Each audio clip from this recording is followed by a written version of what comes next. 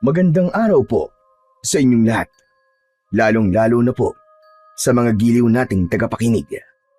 Sa araw po na ito, mapapakinggan po natin ang kwento ng may 10 taong gulang na batang si Fermin. Isang batang mapagmahal sa mga hayop. At dahil sa pagmamalasakit niya sa mga hayop, ay maililigtas niya ang isang engkantadong butiki mula sa malupit na batang si Denver. Pagkakalooban siya ng isang kakaibang mutya na posibleng tumalo sa kampon ng mga kadiliman. Ano-ano kaya ang matutuklasan ni Fermin tungkol sa isang misteryosong pagkawala ng mga guro sa kanilang baryo? Magtagumpay kaya siya laban sa pinuno ng mga aswang na bangkilan? Sama-sama po nating pakinggan ang buhay at pakikipagsapalaran ng batang nakahuli sa mutya ng 2 buntot ng engkantadong butiki. Ngunit bago po ang lahat, huwag po nating kalimutang mag-subscribe at i-hit ang notification bell sa aking YouTube channel na The Voice Addict at Apong Isaak para sa mas marami pang makapigil hiningang kwentong aswang at katatakutan mula sa mundo ng kababalaghan. Umpisahan na po natin ang kwento. Berto, ano ba? Daan-daan lang sa paglalagay ng butiki sa ibabaw ng bato. Mauubos kagad ang laruan natin yan eh. Hoy, teka! Ano ba kayo? Bakit nyo pinaglalaroan ng mga butiki? Anong ginagawa nyo? Oh, wala kayong awa. Pakawalan nyo sila. Bakit ka ba nakikialam ha? Butiki ka ba? Pambihira. Hanggang dito ba naman? Dinadala mo pa rin ang kayabangan mo. Hindi ako nagyayabang, Denver. Pero buhay rin ng butiki ang pinaglalaroan nyo. Sino ba nagsabi sa yung pinaglalaroan namin ng mga butiki na yan, ha? Pinadadali ko lang ang buhay nila. Isa pa, hindi mo ba nakikita? Wala akong hawak na butiki. Sila ang naglalagay ng butiki sa bato para durugin ko. Para siguradong patay. Tumigil na kayo. Hindi sila laruan. At lalong hindi sila mga bagay na dapat yung durugin. May buhay rin sila at hindi kayo Diyos para kunin ang buhay nila, kaya tumigil na kayo. Pakawalan nyo ang mga butiki na yan. Eh anong gusto mo? Ikaw ang durugin ko, ganon? Pabihira naman, oo. Hanggang dito ba naman, Fermin? Mahilig ka pa rin magpabida? Ikaw na nga ang sikat sa school natin eh. Ikaw pa rin ang paborito ng teacher natin. Siyempre, nanay mo siya eh. Pati ba naman dito, magpapasikat ka pa rin? Hindi ako nagpapasikat, Denver.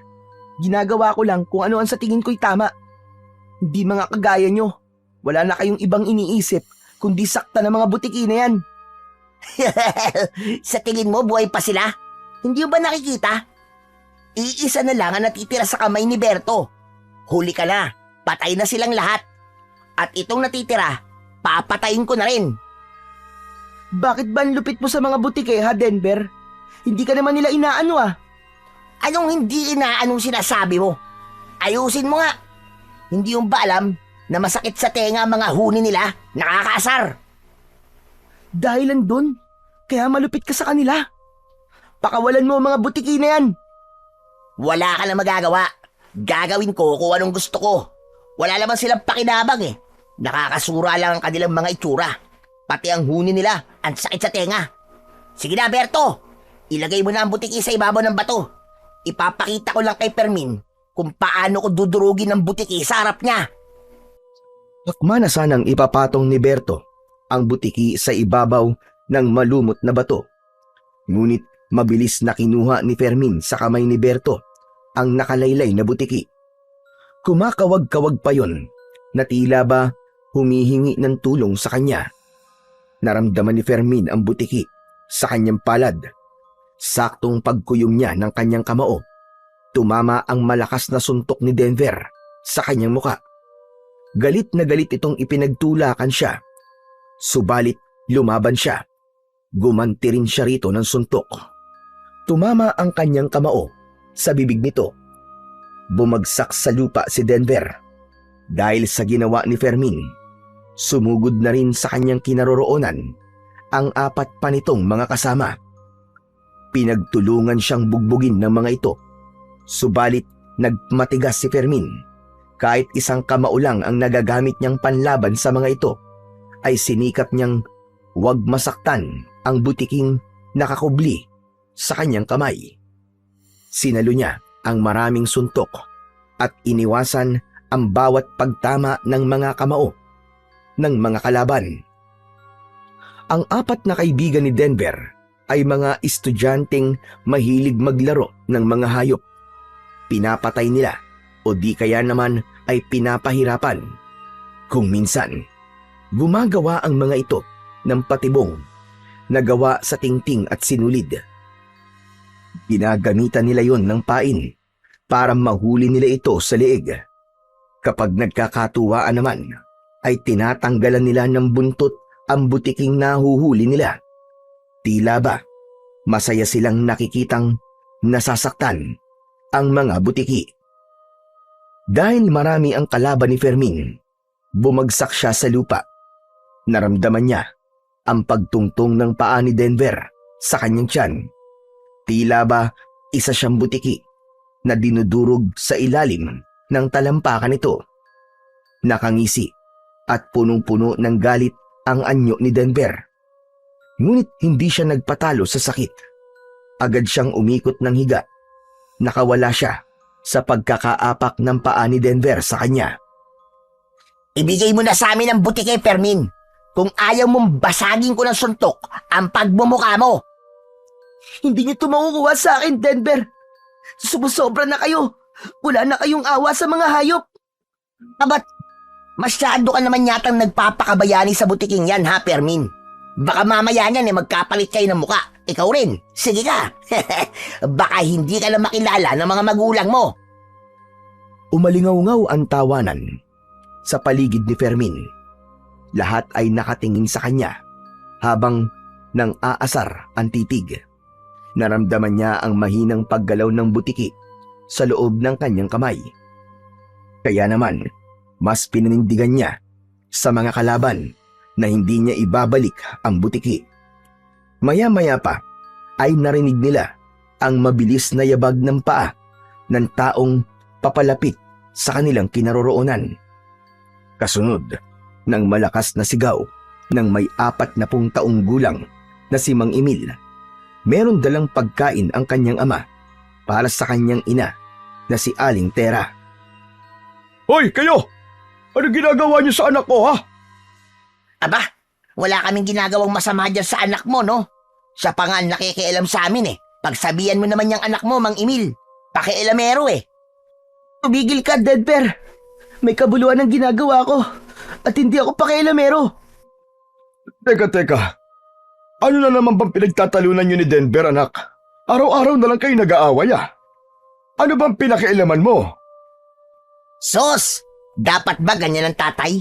Magtatanong pa? Eh nakita naman na pakialamero talaga yung anak mo. Huh! Paluin nyo na kagad nang magtanda. Tumigil ka, ah. Wala kang galang, ah. At sino ka naman para igalang ko? Hindi naman kita tatay, ah. Saka pwede ba? Ibalik nyo na lang sa akin ang butike na nasa kamay niya. Sa akin yun, eh. Tay, hindi ko pa ibibigay sa kanila to. Pinapatay po nila ang mga butiki at ito na lang po na iligtas ko sa lahat po ng mga pinatay nila. Anak, totoo ba yung sinasabi mo? Opo, Tay. Kaya po kami nagkakagulo ngayon ay dahil inagaw ko po sa kanilang butiki. Marami po silang pinatay na butiki, Tay. Kaya kahit na anong mangyari, hindi ko po ibibigay sa kanila to, Tay. Aba, Diyos ko po. Bakit niyo naman pinapatay ang mga butiki? Wala naman silang kasalanan sa inyo, ah. Ano ba mga pumasok sa isip niyo at nagkakaganyan kayo mga bata kayo? Ayon! Nakahanap ng kakampi si Fermin. Isang konsentidor na tatay. Tumigil ka! Kahit hindi si Fermin ang batang nasa kalagayan niya, ayun din ang gagawin ko. Wala kayong karapatan na pumatay ng mga hayop. Pambihirang kamalasan to, oo. Pareho pala kayong may sira ng ulo, eh. Wala akong pakialam sa buhay ng mga hayop o ng butike. Ang gusto ko, ibalik nyo ang butike na nasa kamay ni Fermin. Lintik na yan. Ngayon lang ako nakakita ng ama na kinukonsinti ang kalokohan ng anak. Hindi kalokohan ang pagliligtas sa buhay ng butike. Saka wala kang karapatan na bastusin ang tatay ko sa harapan ko! Tuluyan nang hindi nakapagtimpi ng galit si Fermin. Tumakbo siya papalapit kay Denver. Para sa kanya, matatanggap niyang pagsalitaan siya ng masama ng ibang tao. Pero ang bastusin ang kanyang ama sa harapan niya ay ibang usapan na. Kumukulo ang dugo niya sa galit, kaya nang tuluyan siyang makalapit dito, isang malakas na suntok ang dumapo sa mukha nito. Kaya naman, bumagsak ito sa lupa habang namumula ang mukha. Ang mga kaeskwela naman nila ay kumaripas ng takbo, papalayo sa kanilang kinaroroonan. Matalim ang tingin ni Denver nang tumayo ito. Bumaba ang tingin nito sa kanyang nakakuyom na kamao, kung saan ay nararamdaman niyang walang tigil sa paggalaw ang butiki na parabang gusto nang tumakas. Umalingaw-ngaw ang malakas na boses ni Denver habang nakaduro ang daliri nito sa kanilang mag-ama. Pagsisisihan niyo to. Tandaan niyo yan. Hindi ako makakapayag na hindi ako makakaganti sa inyong dalawa. Abat, sumusobra ka ng bata ka. Ganyan ka ba pinalaki ng mga magulang mo, ha? Bastos! Tay, wala na po mga magulang si Denver. Palaboy po siya at nakikitira sa classroom namin. Umaasa lamang siya sa mga batang kaya niyang takutin para hingan ng pera, pambili po ng pagkain niya. Nakakapag-aral po siya dahil sa kawang gawa ng mga teacher namin sa school. Pero imbis kabutihan ang ipakita niya, kasamaan pa po ang iginaganti niya sa mga guro. Abat, talaga palang wala kang kwentang bata, ano? Kaya pala wala kang modo at lumaki kang bastos dahil wala kang mga magulang na nagpalaki sa'yo. Imbis na katuwaan ka, ay kasusuraan ka pa dahil sa masama mong ugali. Wala kang pakialam kung meron akong magulang o wala. Ito ang tandaan nyo. Gaganti talaga ako, kaya humanda kayo. Pagsisisihan nyo ang ginawa nyo. Ipapatikim ko sa inyo ang galit ko. Tandaan nyo yan! Hindi na hinintay ni Denver na makasagot si Mang Emil. Tumakbo itong papalayo sa kanilang kinaroroonan at naglaho sa madilim na bahagi ng kakahuyan. Naiwan si Mang Emil at Fermin sa gitna ng kagubatan. Si Mang Emil na isang magsasaka ay merong sapat na kinikita para itaguyod ang kanilang pamilya. Katuwang si Aling Tera na isa namang mabait na guro sa mababang antas ng paaralan ng elementarya, kung saan ay nasa ikatlong baitang naman si Fermin sa ilalim ng pagtuturo ng kanyang sariling ina. Kaya hindi naging mahirap sa kanila ang buhay. Ang baryo ng Marigondon ay baryong sagana sa likas na yaman ng gubat. Pagsasaka ang pangunahing hanap buhay sa baryo at kadalasan ay dito nag-aangkat ang ibang mga magsasaka ng binhi na ginagamit nila sa pagtatanim ng palay.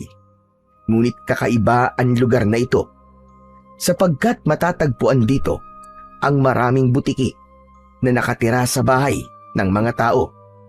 Kung minsan ay dinadayo ng mga sabongero ang kanilang lugar para maghanap ng sinasabing anting-anting para gamitin sa sugal.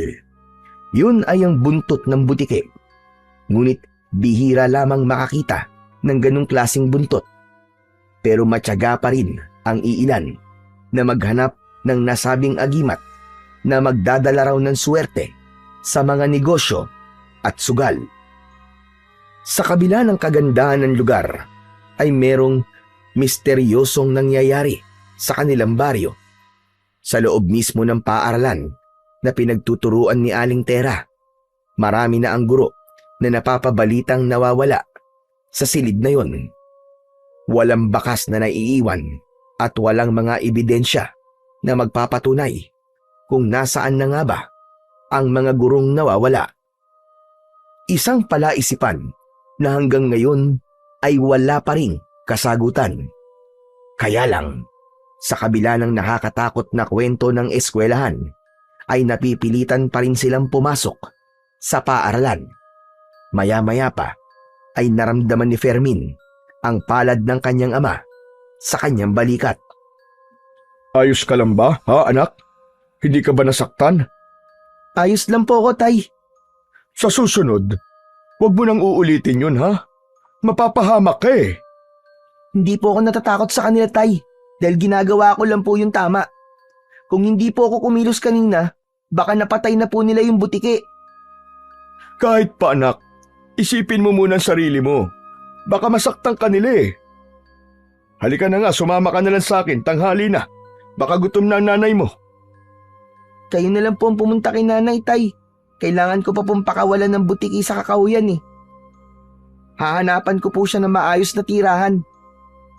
Pero baka naman, balikan ka rito ng mga lokong yun, anak. Hindi po yun, Tay. Hindi naman po ako magpapabugbog sa kanila eh. Mahalaga lamang po na mapakawalang to na po ang butiki sa gubat. Ay, sige. Ikaw ang bahala. Pero pagkatapos mo dyan, sumunod ka na kagad sa akin, ha? Nang hindi na ako nag-aalala sa'yo. Huwag ka na lang lalayo. Alam mo naman na maraming mababangis na hayop sa gubat na to. Opo, Tay.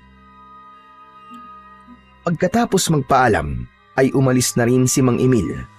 Nahabol na lang ng tanaw ni Fermin ang papalayo niyang ama. Dala nito ang lunch bag ng kanyang ina para sa tanghalian.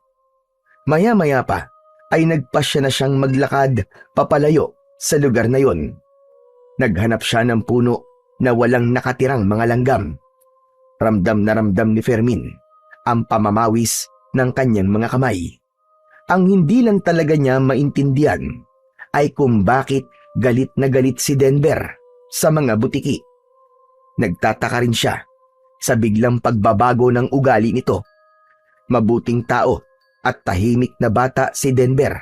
Sa katunayan, ay dati pa niya itong kaibigan. Kaya nga nakapag-aral ito dahil sa tulong ng kanyang ina.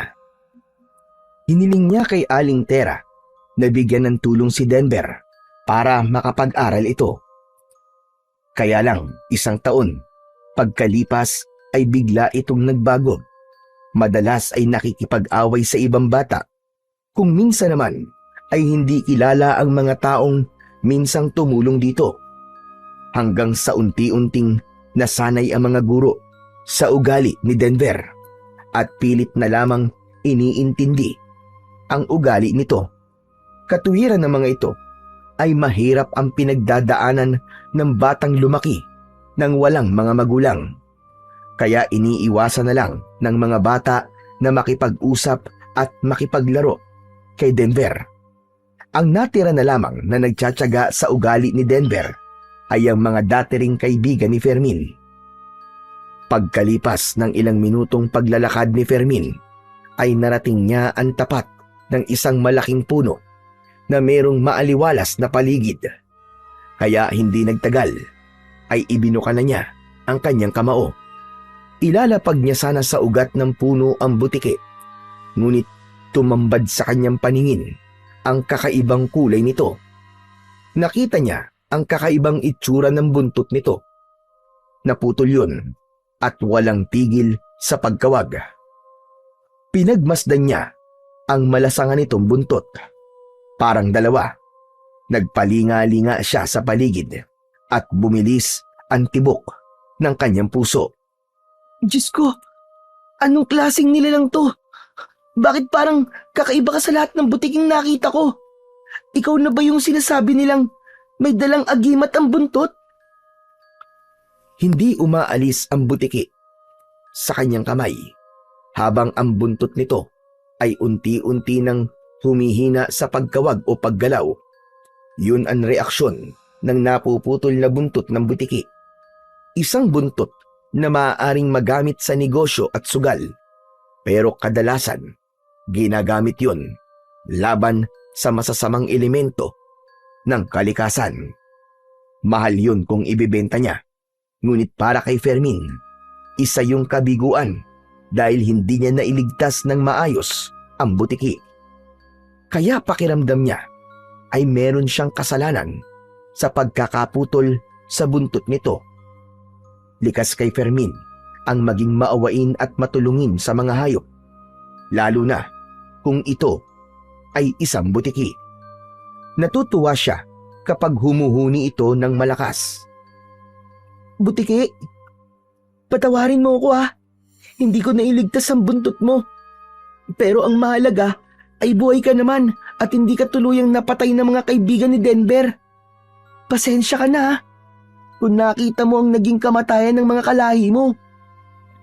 Akas sa mukha ni Fermin ang labis na pagkadismaya sa ginawa ng grupo ni Denver. Awa rin ang naramdaman niya para sa butiki. Kinuha niya ang naputol na buntot nito, saka inilapag ang butiki sa ugat ng puno. Hindi ito agad umalis. Sa halip ay parang nakita niyang bumakas sa mga mata nito ang lungkot. Ipinakita niya ang kapirasong buntot at isinilid niya yon sa kanyang bulsa. Ang butiki ay may kakayahang magbigay ng babala sa pamamagitan ng kanilang huni.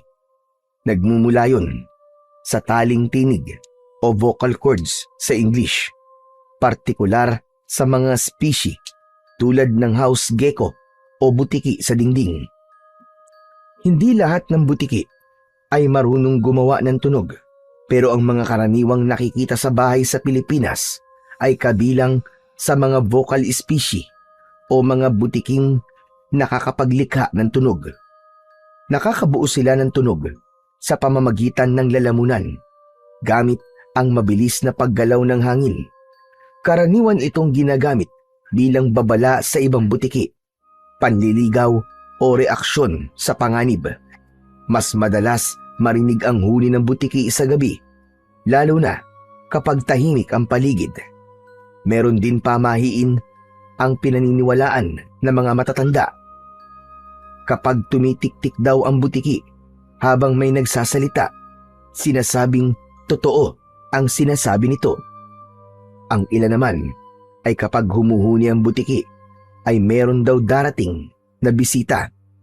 Habang ang mga tao naman na nakatira sa baryo ng Marigondon ay naniniwala na ito ay babala o paalala mula sa espiritu o kalikasan.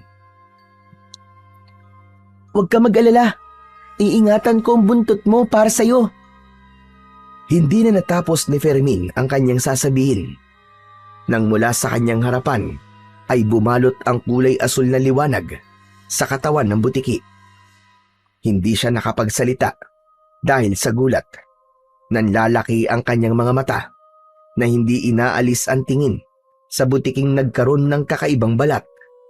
Bumilis ang tibok ng kanyang puso. Nanginig ang kanyang katawan nang marinig niya ang kakaibang boses nito. Huwag kang matakot, Fermin. Diyos ko! Sino ka? Anong kailangan mo sa akin? Saka bakit ka nagsasalita? Ako to si Dagul, ang engkantadong butiki na tutulong sa'yo upang masugpo ang nagbabantang panganib sa baryo ng Marigondon. Nalalapit ng pagsalakay ng mga aswang at marami ng buhay na nawawala dahil sa matinding paghihiganti ng isang makapangyarihang aswang na bangkilan. Diyos ko! Ano ba't sinasabi mo? Hindi ko kayo naiintindihan eh. Pakinggan mong mabuti ang mga sasabihin ko, Fermin. Ikaw ang batang pinili ko para sa mutya. Magtataglay ka ng kakayahang malakidlat sa bilis. Lahat ng kakayahan ng isang butiki ay tataglayin mo. At ang kaputol ng buntot ko, ang mutyang tutulong sa'yo para labanan ang lumalakas na puwersa ng kadiliman. Pero, bakit ako ang pinili nyo? Sapagkat mabuti kang bata, Fermin, at bukal sa loob mo ang pagliligtas sa buhay ko. Kailangan ko ang tulong mo dahil ang pagkakaputol sa buntot ko ay palatandaan na hindi pa ako makakabalik sa mundo ko kapag hindi mo pa natatalo ang aswang na bangkilan. Kailangan ko ang tulong mo, Fermin, at tutulungan din kita kung paano mo sila matatalo. Teka, sila? Ano bang ibig mo sabihin? Marami sila? Oo. Nakapagparami na sila ng mga alagad. Lahat ay biktima ng itim na kapangyarihan ng pinuno ng aswang. Malupit at malakas ang aswang na tinutukoy ko, Fermin, sapagkat malaya pa rin siyang gumagawa ng kasamaan. Ano bang maitutulong ko sa inyo? Tuparin mo ang misyon. Pigilan mo ang lumalakas na puwersa ng kadiliman. Sa sandaling mawasak mo ang perlas ng aswang, saka lang din magbubukas ang lagusan, papunta sa mundo namin. Mapanganib ang pinuno, kaya mag-iingat ka, Fermin.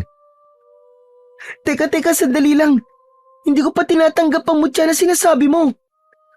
Wala ka na magagawa, dahil pagkatapos mong mahawakan ang kaputol ng buntot ko, nasa kamay mo na ang mutya. Pero, hindi ko kayang lumaban sa mga aswang eh. Kaya mo yan. May tiwala ako sa'yo. Tandaan mo, ang kalaban mong bangkilan ay hindi kagad nakikilala ng mutya dahil may hawak itong perlas ng pagkaaswang. Samantalang habang hawak mo mutya ng 2 buntot ng butiki, ay hindi ka basta-bastang matutunton ng pinuno ng mga aswang. Sige, total wala naman akong magagawa eh. Tatanggapin ko ng misyon para tulungan po kayong makabalik na sa mundo nyo at matalo ng tuluyan ang pinuno ng mga aswang. Fermin, meron siyang kinalaman sa pagkawala ng mga guro sa baryo. Kaya kailangan mo siyang mahanap para mapigilan ang pambibiktima niya sa mga tao. Merong kakayahan ng mga bangkilan. Ano bang kakayahan at uri ng aswang ang mga bangkilan? May kakayahan silang mag-anyong aso, ibon, baboy ramo, at isang anyo ng panggagaya o shape-shifting sa English. Nalilipat nila ang pagiging aswang sa pamamagitan ng pagsali ng itim na perlas mula sa kanilang bibig patungo sa bibig ng taong nais nilang gawing aswang. Kapag nahawa ng tao sa pagiging aswang, saka lang maibabalik ang perlas sa pinuno sa oras na bumilog na ang buwan. Kung ganun po, marahil nakapagparami na nga po sila ng mga alagad. Tama ka. Kaya kailangan kong tulong mo. Sirain mo ang itim na perlas upang mabuksan ang lagusan papunta sa mundo ko. Hindi mo ako kailangan pakawalan sa gubat na to, sapagkat ako mismo magsisilbi mong gabay laban sa mga aswang. Ituturo ko sa'yo kung paano magagamit ang mutya. Subalit ikaw pa rin ang gagawa ng paraan para makilala ang nagtatagong aswang sa ibang katauhan. Kung ganun po, maaaring iba na ang kanyang anyo ngayon.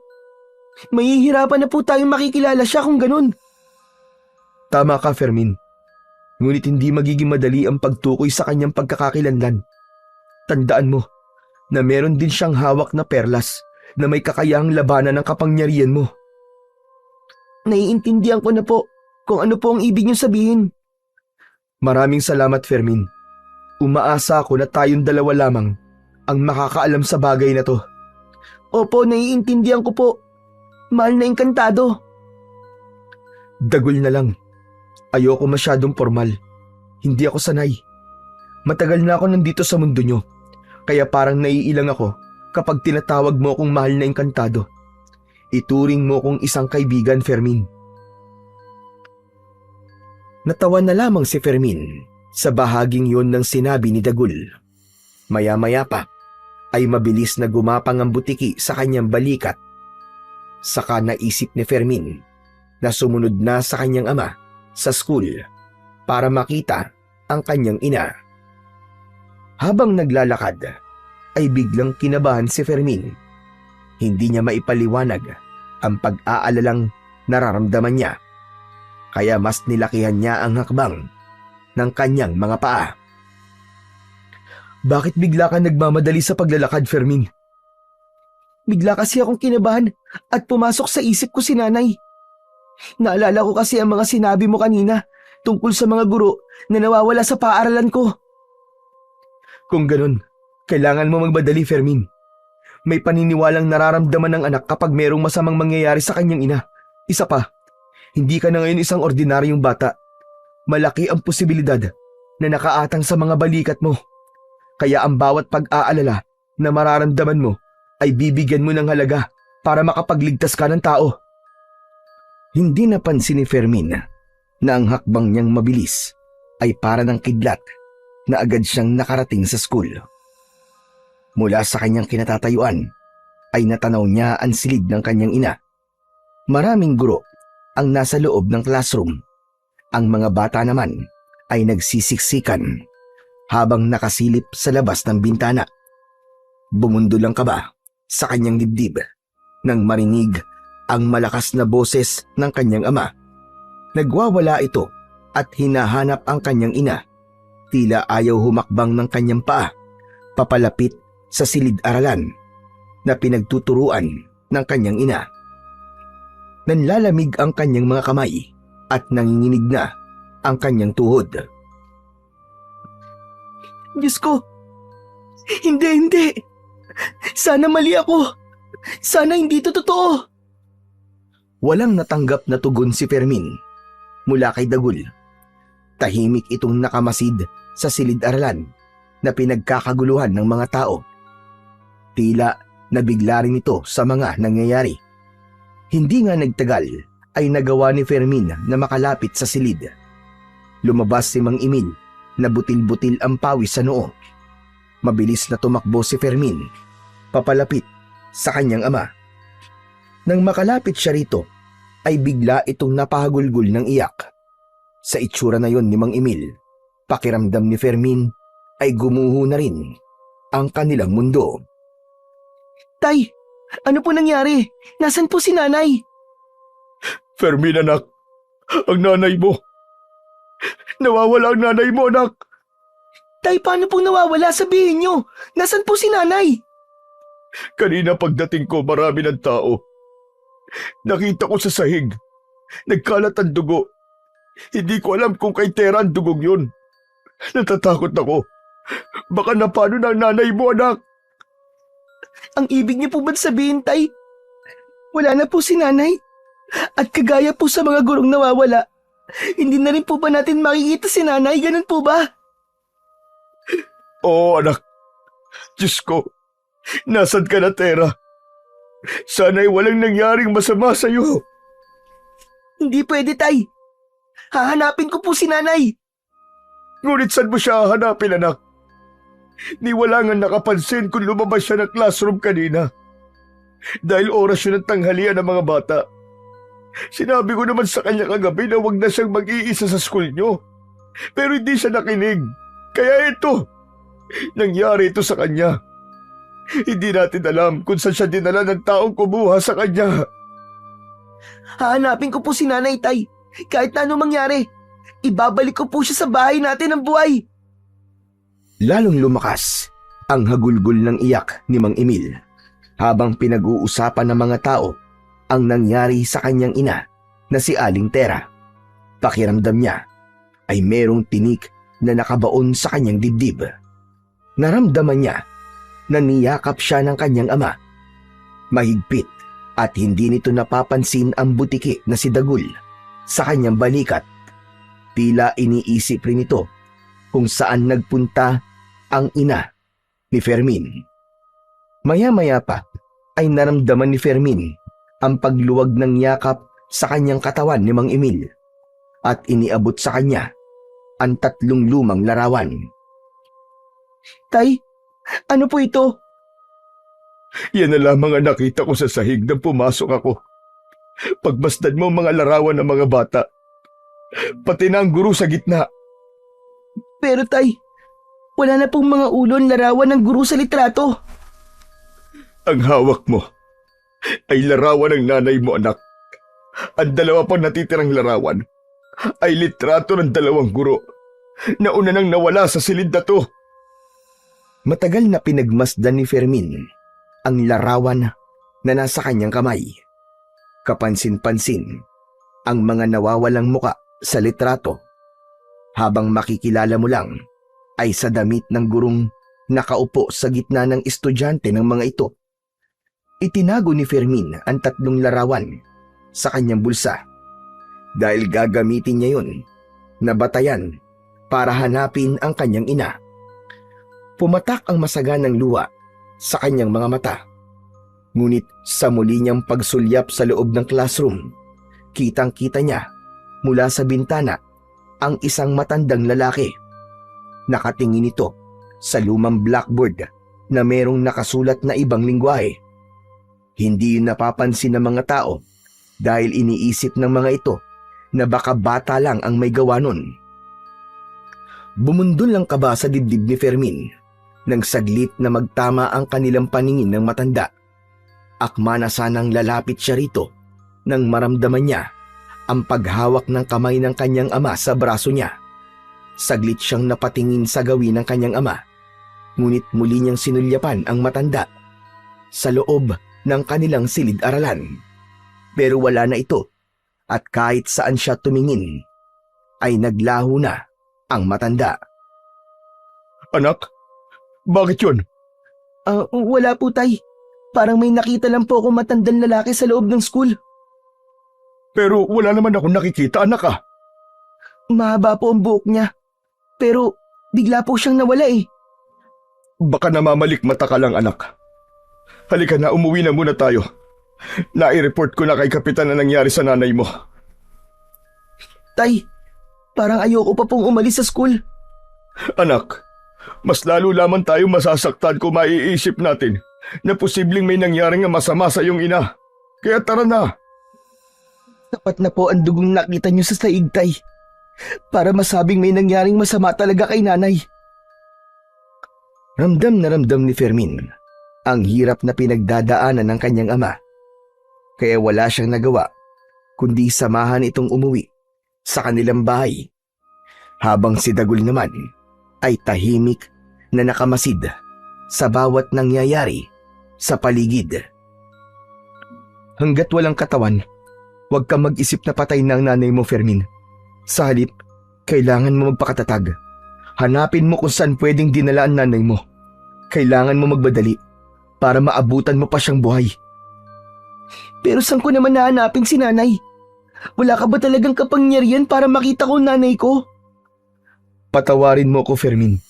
Pakikipaglaban gamit ang mutya ang kaya kong maibigay na tulong sa'yo. Pasensya na. Ikaw lang ang may kakayahan na maghanap sa iyong ina.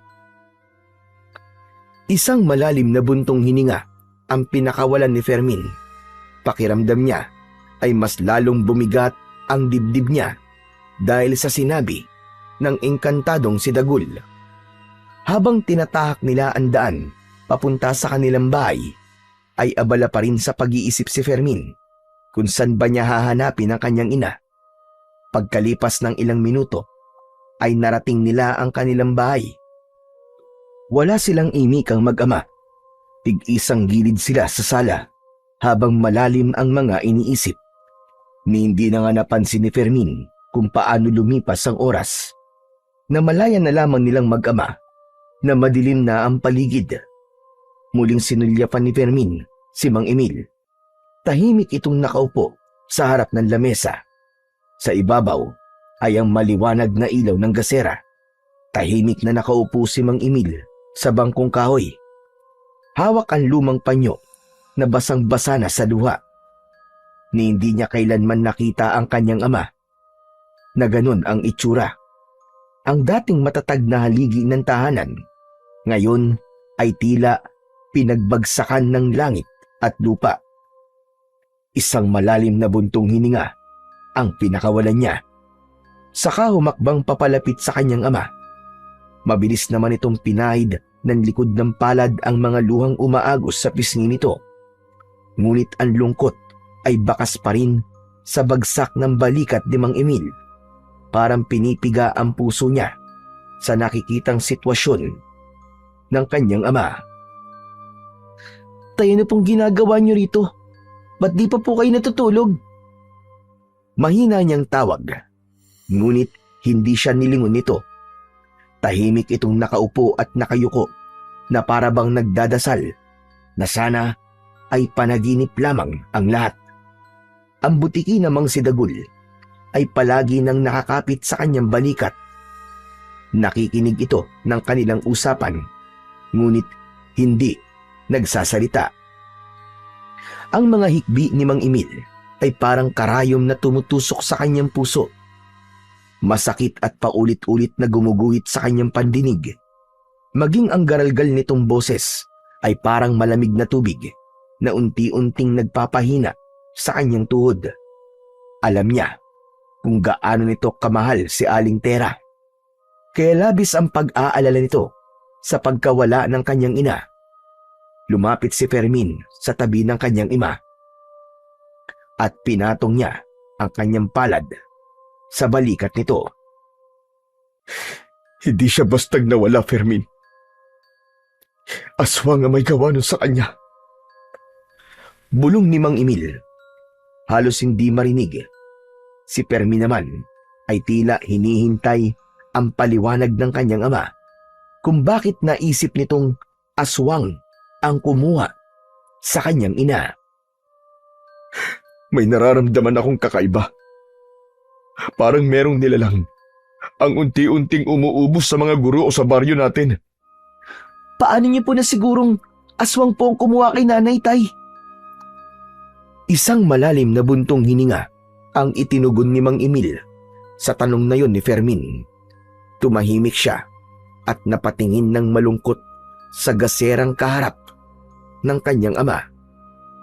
Sa kanyang puso, may gumapang na takot, hindi lang dahil sa pagkawala ng kanyang ina, kundi sa posibilidad na may mas malalim na dahilan kung bakit marami ang guro na nawawala sa kanilang lugar. Biglang natigilan si Fermin nang marinig ang paghuni ng butiki sa bubong ng kanilang bahay. Isang kumpirmasyon o babala. Palatandaan yon na totoo ang sinasabi ni Mang Emil. Kung ganun, kailangan na po natin talagang kumilos para hanapin po si Nanay, Tay. Naniniwala pa po akong buhay pa po si Nanay. Hindi po tayo dapat sumuko. Pero hindi ko alam kung saan ako magsisimula, anak.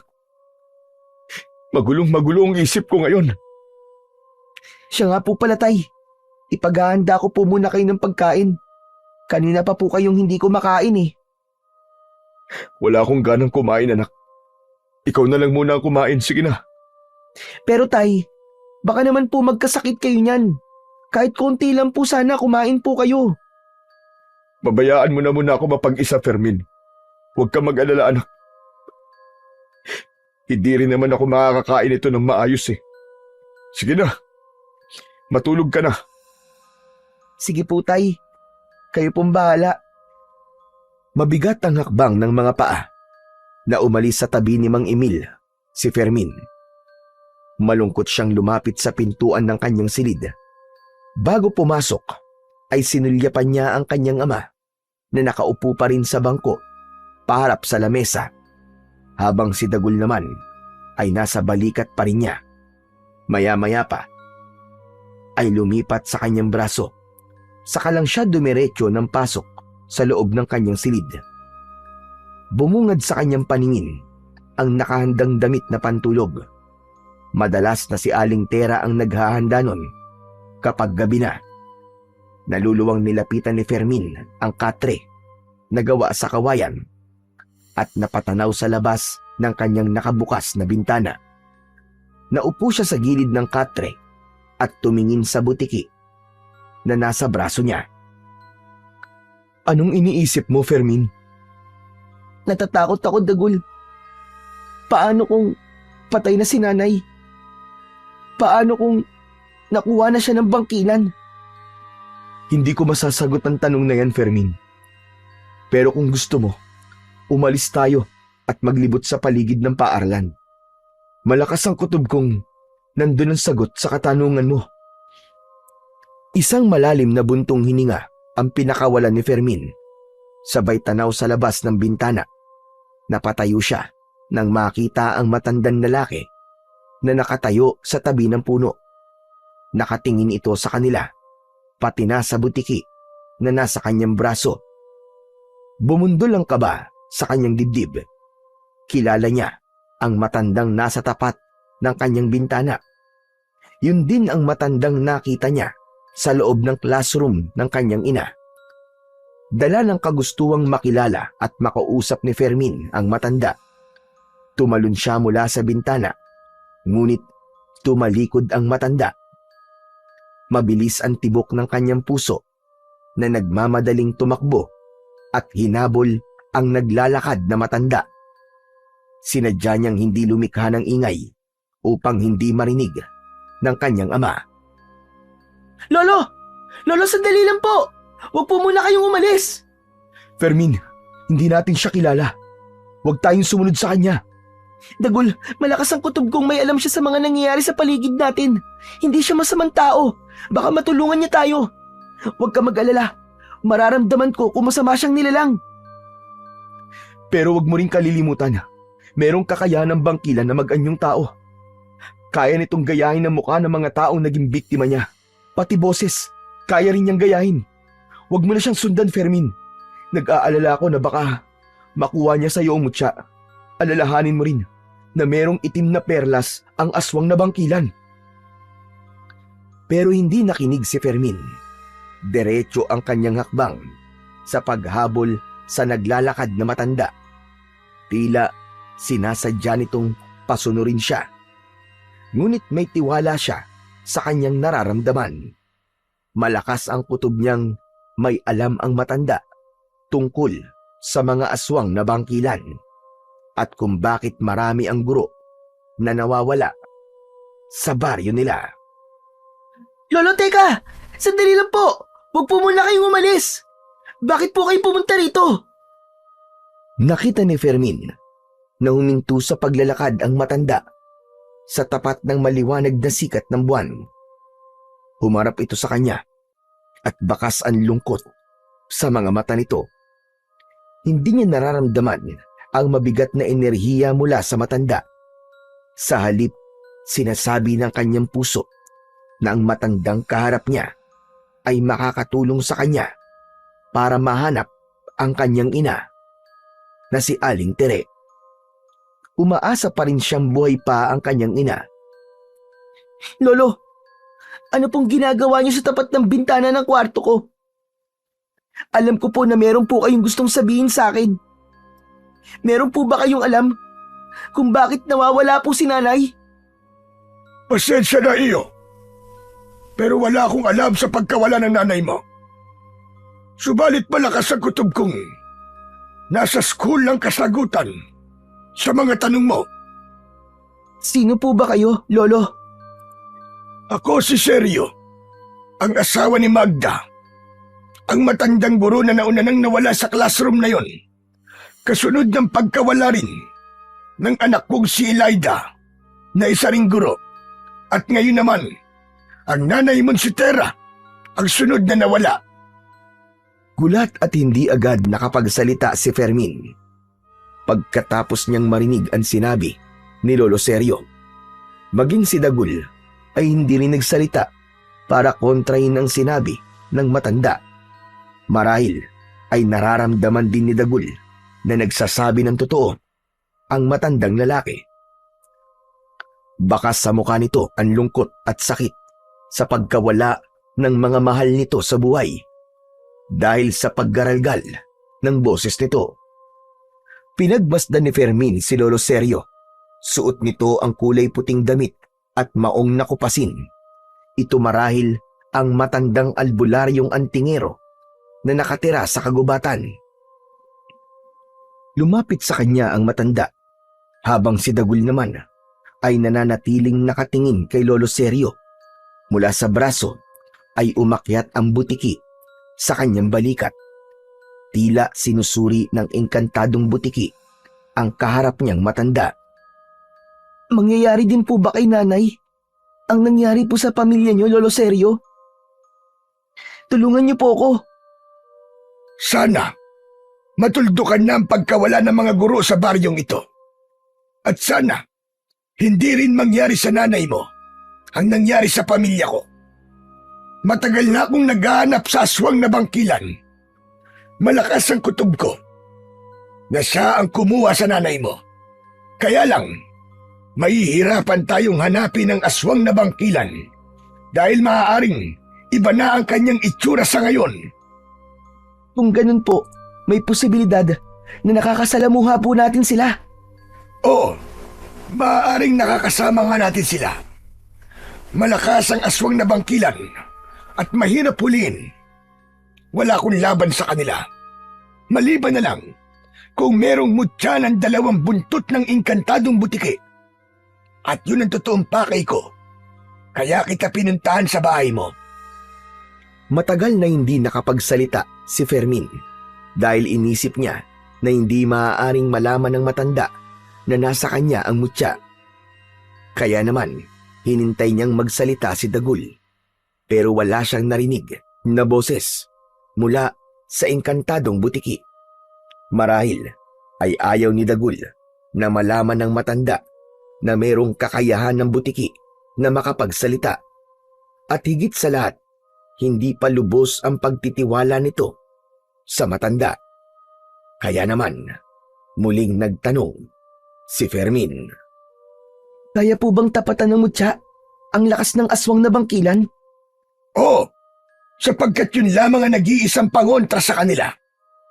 Sa sandaling tumapat ang mutya sa aswang na bangkilan, ay masusunog ang kanilang balat. Ngunit kung ang bangkilan ay may itim na perlas, hindi siya tatablan ng kapangyarihan ng mutya. Kailangan mo pa rin siyang labanan, ayon sa sarili mong kakayahan. Ngunit malaki ang maitutulong ng mutya para labanan ang mga alagad nito. Kung ganun po, paano po siya makikilala ng mutya? Takot siya sa butiki. Kahit malakas ang kanyang kapangyarihan, takot siya sa huni nito. Kaya ayaw niyang makakita ng butiki.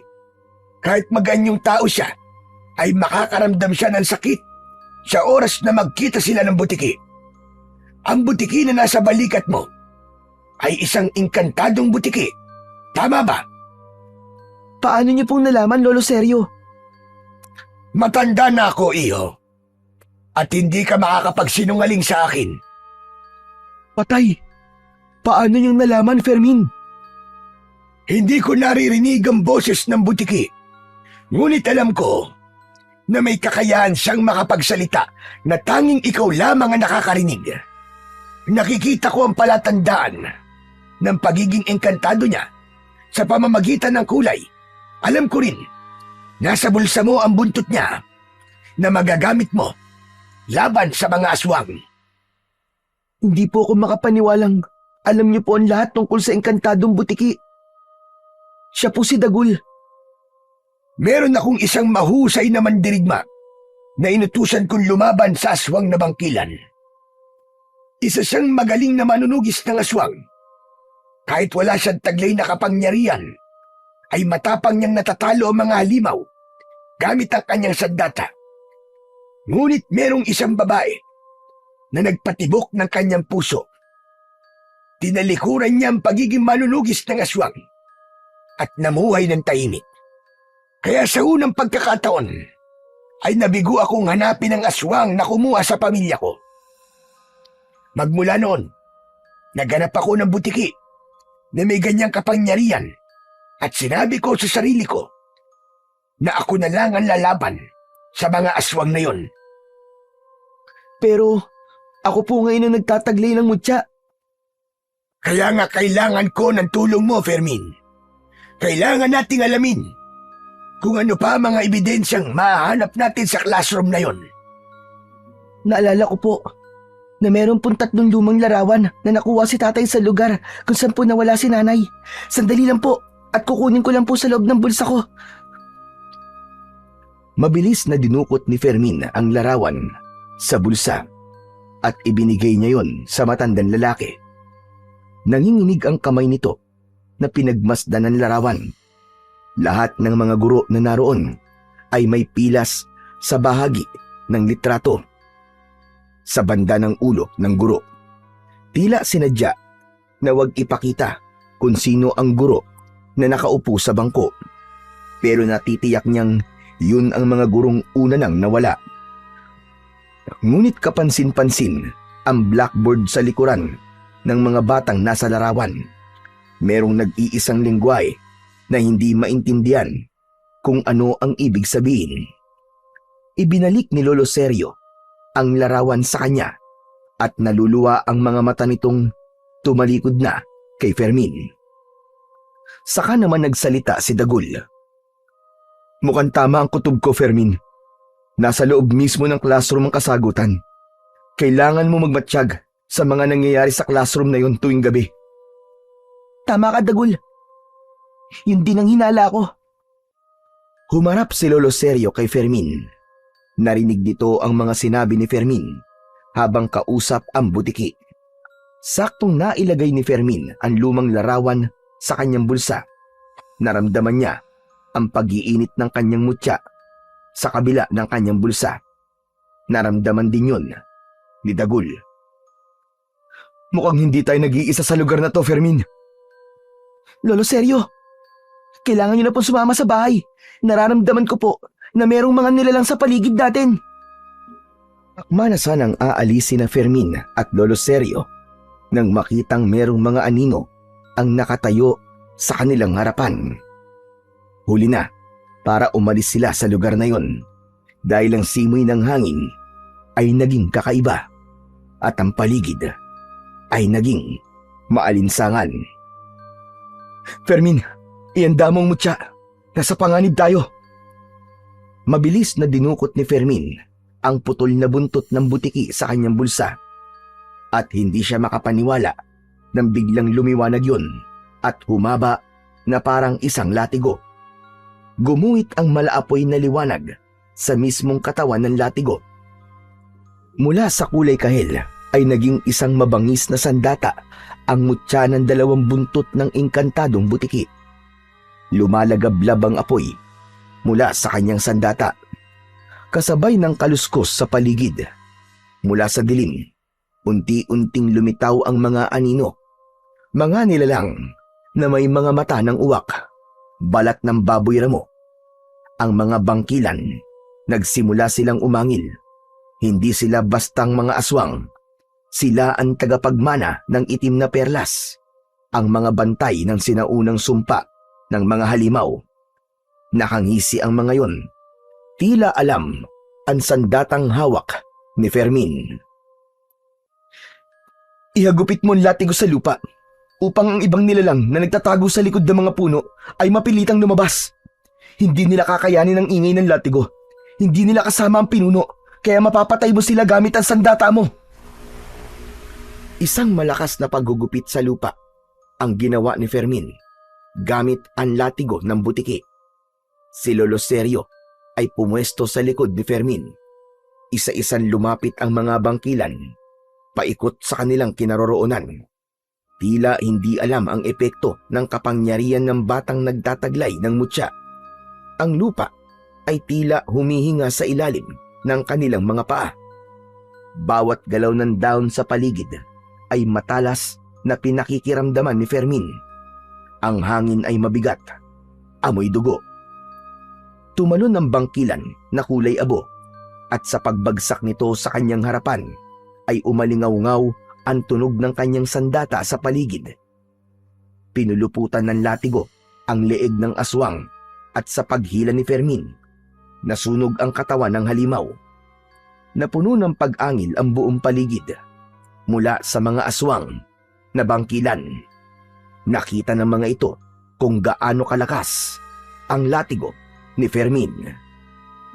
Ganyan nga, Fermin. Marahil ay hindi nila alam na taglay mo ang mutya ng 2 buntot ng engkantadong butiki. Sa muling pagsugod ng mga aswang sa kinaroroonan ni na Lolo Sergio at Fermin, ay mabilis siyang umikot sa ere upang iwasan ang kalmot ng aswang. Ginamit niya ang siko para patamaan ng batok ng nilalang. Sa pagbagsak nito sa lupa, ay hinagupit niya ito ng kanyang latigo. Tinamaan ito sa dibdib.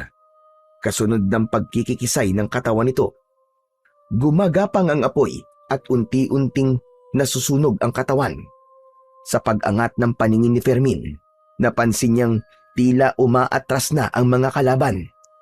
Nakangisi ang mga ito, ngunit bakas sa mapupulang mga mata ng mga aswang ang labis na takot. Ngunit sumugod kagad si Fermin. Kumilos siya na parabang sinasaniban ng espiritu ng kapangyarihan ng mutya. Habang ang makikita sa dilim ay ang naglalagablab na apoy sa hawak niyang latigo. Bawat wasiwas at hagupit ng latigo sa katawan ng mga aswang na bangkilan ay isa-isa rin na bumabagsak ang mga ito sa lupa. Kasabay ng pagkalat ng apoy sa katawan ng mga ito hanggang sa masunog na parang mga papel. Si Lolo Sergio ay natulala at hindi makapaniwala sa husay na ipinakita ni Fermin pagdating sa pakikipaglaban. Ito na ang katapusan yung lahat! Hanggat hindi ko nahahanap si nanay, ako magsisilbing apoy na susunog sa inyong mga katawan! Pinalot ng mga pag-angil, liwanag ng apoy at galit ang buong paligid ni Fermin. Habang si Dagul naman ay nanatiling nakakapit sa kanyang balikat. Ang natitirang mga bangkilan ay sumugod kay Fermin. Ang mga kuko nito ay tila bakal. Ang hininga ay malalim na punong-puno ng galit. Ngunit sa bawat hampas ni Fermin, may tunog na parang kampa ng basag. Isang alingaw-ngaw na nagpapayanig sa buong paligid. Isang malakas na pagbuwit sa hangin ang ginawa ni Fermin gamit ang latigo.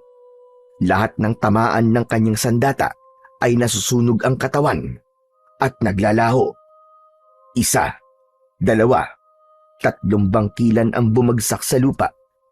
Ang kanilang katawan ay naging abo na tinangay ng hangin. Hanggang sa tuluyang kumalat ang katahimikan sa buong paligid. Natalo lahat ni Fermin ang mga bangkilan na umatake sa kanila.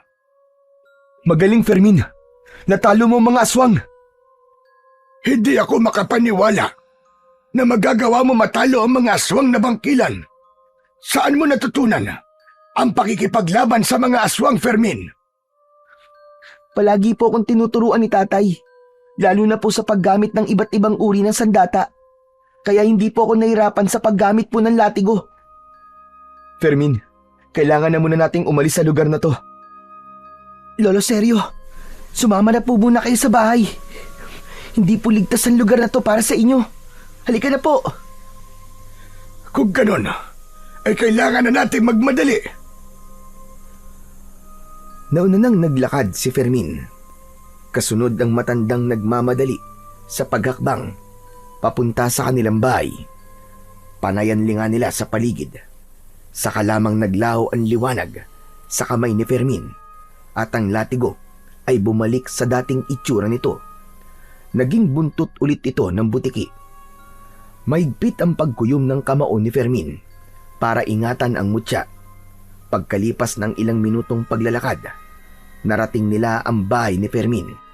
Sa pagkakataong yun, ay tanaw niya ang bukas na gasera ng kanyang ama. Habang hindi niya alam kung paano niya maipapaliwanag sa kanyang ama kung saan siya nanggaling. Sabihin mo sa tatay mo ang totoong nangyari sa iyo, Fermin. Tutal, alam naman na ni Lolo Sergio ang tungkol sa akin. Dapat lamang na malaman na rin ni Mang Emil ang tungkol sa misyon mo. Kaya lang, paano ko naman may papaliwanag sa kanya na nanggaling ako sa gubat? Ako ang magpapaliwanag sa kanya, Fermin. Kaya huwag ka mag-alala. Halika, sumunod ka sa akin. Isang malalim na buntong hininga ang pinakawalan ni Fermin bago siya tuluyang pumasok sa kanilang bahay. Nagulat si Mang Emil nang makita ang anak na pumasok sa pintuan ng kanilang balkonahe. Napatayo ito at titig na titig sa muka ni Lolo Sergio. Fermin? Teka, bakit kasama mo si Lolo Sergio? Kilala niyo po si Lolo Sergio, tay? Oo. At bakit kasama mo siya? Magpapaliwanag po ako, tay. Pero hindi ko po alam na kilala niyo po pala si Lolo Sergio. Natigilan ng kanyang ama at nagpalipat-lipat ang tingin sa mga damit nila. Bumakas ang mukha nito ang pag-aalala at napasulyap sa nakatayong matanda. Teka, ano nangyari sa inyo? Bakit magkasama kayo ni Fermin, Lolo Sergio? Hindi sinasadya ang aming pagkikita. Pasensya na po, tay. Lumabas po ako nang walang paalam. Fermin, hindi ikaw ang kinakausap ko. Lolo Sergio, anong ginagawa niyo rito? Gusto ko lang sanang tumulong para mahanap si Terra. Hindi ko inaasahan na bigla kaming sasalakayin ng mga aswang na bangkilan. Hindi po ba't sinabi ko na sa inyo na huwag niyong lalapitan ng anak ko kahit kailan? Hindi na po ako babalik. At hindi po ako papayag na si Fermin ang gawin niyong manunugis ng mga aswang. Nakita niyo na kung ano nangyari sa anak ko. Muntik na siyang mapahamak. Tay, wag po kayo magalit kay Lolo Sergio. Wala po siyang kasalanan, Tay. Isa ka pa. Hindi ko alam na lumabas ka pala kanina. Hindi ka nagpaalam sa akin ah. Paano ko napahamak ka? Tapos ay hindi ko alam. Saan kita hahanapin? Sige nga. Pasensya ka na, Emil. Pero wag mo nang pagalitan pa si Fermin. Ang mahalaga ngayon ay mahanap natin si Tera bago pa siya magaya sa pamilya ko. Hanggang ngayon ba ay wala ka pa rin balak na tulungan ako? Sinasabi ko naman po sa inyo na matagal na akong tumigil sa pagiging manunugis ng mga aswang. Anak nang, kung ganun, Fermin, si Mang Emil pala ang tinutukoy na manunugis ni Lolo Sergio. Yung mandirigmang pumatay sa mga aswang na bangkilan. Talagang napakaliit ng mundo. Ang tatay mo pala ang matapang na manunugis ng aswang. Tay, totoo po ba? Isa po kayong manunugis ng aswang? Totoo, narinig mo, anak. Isa akong manunugis ng aswang na matagal ko nang kinalimutan. Natigilan si Fermin at naghari ang katahimikan sa pagitan nilang tatlo. Habang si Dagul naman ay biglang nagsalita at nagkaroon ng pag-asa na matatalo nila ang mga kampon ng kadiliman. Kung ganon, may makakasama ka na, Fermin, laban sa mga aswang. Tay, kailangan ko po ang tulong nyo. Hanapin po natin si nanay. Saan naman natin hahanapin si Tera, Fermin? Ni hindi ko nga alam kung saan ako magsisimula sa paghahanap sa kanya. Pababayaan na lang po ba niyong mawala si nanay, Tay? Paano po kung buhay pa siya at kinuha ng bangkilan at naghihintay na magliligtas sa kanya? Yun na nga eh. Bangkilan ang kalaban natin dito. Anong laban natin sa kanila? Kung meron kang mutya ng makapangyarihan buntot ng butike, saka lamang tayo makakalaban sa kanila. Tay, nasa akin po ang mutya na tatalo sa aswang.